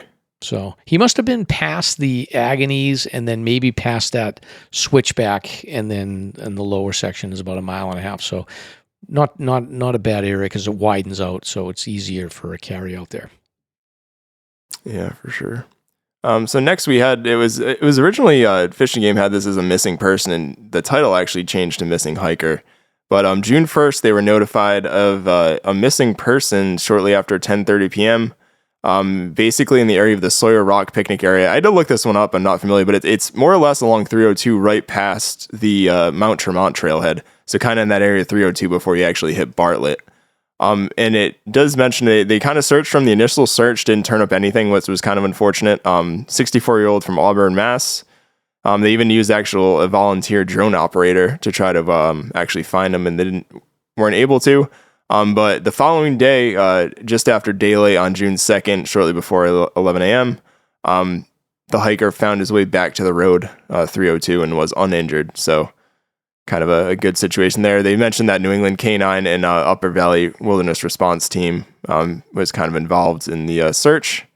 And good job, and glad he was able to find his way back to the road. I'll have to take note of where that is next time we drive by it. And then again, I'm in Franconia again, Nick. So you are. You got the Franconia stories. Massachusetts man assisted off falling waters trip. Why do they always have to just say Massachusetts man whenever a Massachusetts guy is? I do want to note that we've had 3 New Hampshires so far, and they don't say New Hampshire man or woman rescued. They just say Massachusetts. I wonder if they just... Liz is just cracking up right now. I wonder if the conservation officers are just trolling Massachusetts and laughing. So I don't know. It seems specific sometimes. Liz, did you grow up in New Hampshire? Did you say you grew up in New Hampshire? No, I actually grew up in western New York near Niagara Falls. Okay, all right. So...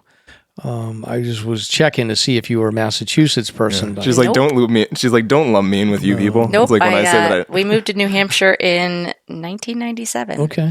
All right. So they don't call out Rhode Island either. Usually, it's just Massachusetts. Just Massachusetts. They say Massachusetts man assisted off falling water. So anyway, Thursday, June 4th, just before 4 p.m., conservation officers found out a hiker was suffering a medical emergency on falling water stretches about 2.5 miles from the trailhead. So that's up above the falls.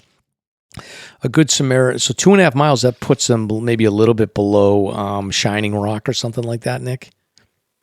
Yeah, probably before you hit that last good climb, I would think, up to the summit. So anyway, a Good Samaritan had come across the ailing hiker and was trying to assist him down the trail. It was established that the Good Samaritan would continue slowly down the trail while 2 conservation officers hiked up to assist. By 5:30, the first conservation officers arrived with the pair at Cloudland Falls, so they made their way down. Fluids were provided, and the group continued slowly to the trailhead where they arrived just before 7. So it took them about 3 hours to get down, an hour and a half to get to them, and then another hour and a half to get down. So the hiker was assessed by the ambulance crew, but chose to rest and continue home to Massachusetts. Hiker was identified as a 52-year-old man from Brewster, Massachusetts. So I guess he had departed earlier in the day, attempting to summit Little Haystack. Before arriving to the summit, he made the wise choice to turn around and come down, as a sudden illness made it difficult to continue. So he had an illness. So he said that the hiker was well prepared with more than the 10 essentials in his... See, that's how Massachusetts people are. It's not 10 essentials. It's more than 10 essentials. Yeah. So what do you think, Liz, is more than... What else could there be in addition to the 10 essentials? In addition. Something to deal with bears? I don't know. Bear spray. Do you have, like, outside the 10 essentials, what else do you carry? What is your 11th essential? My 11th essential. That's a good icebreaker. Cloth. That's a good. What is it? Yeah. A cooler cloth. Okay, that's good. That's or like a pea funnel, something like that, right? Yeah. I use that for backpacking. That's great. So that would be a good icebreaker if a bunch of hikers met each other. Would it introduce yourself? Yes. And then what is your 11th essential? Yes, excellent. I'm going to use that the next corporate outing.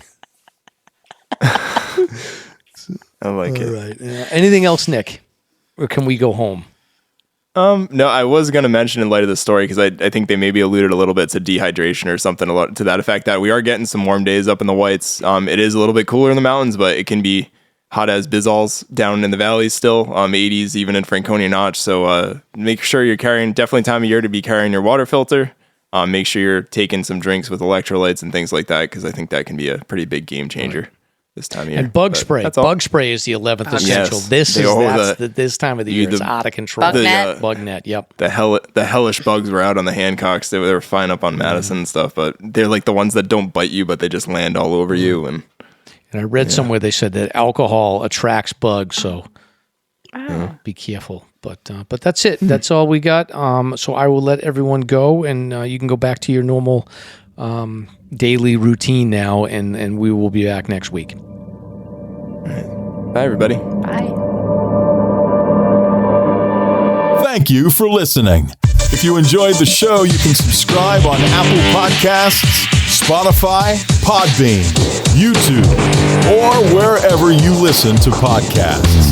If you want to learn more about the topics covered in today's show, please check out the show notes and safety information at slasherpodcast.com. That's SLASR podcast.com. You can also follow the show on Facebook and Instagram. We hope you'll join us next week for another great show. Until then, on behalf of Mike and Stomp, get out there and crush some mega peaks. Now covered in scratches, blisters, and bug bites, Chris Staff wanted to complete his most challenging day hike ever. Fish and Game officers say the hiker from Florida activated an emergency beacon yesterday morning. He was hiking along the Appalachian Trail when the weather started to get worse. Officials say the snow was piled up to 3 feet in some spots, and there was a wind chill of -1 degree. And there's 3 words to describe this race. Do we all know what they are? Here's Lieutenant James Nealon, New Hampshire Fish and Game. Lieutenant, thanks for being with us today. Thanks for having me. What are some of the most common mistakes you see people make when they're heading out on the trails to hike here in New Hampshire? It seems to me the most common is being unprepared, and I think if they just simply visited hikesafe.com and got a list of the 10 essential items and had those in their packs, they probably would have no need to ever call us at all.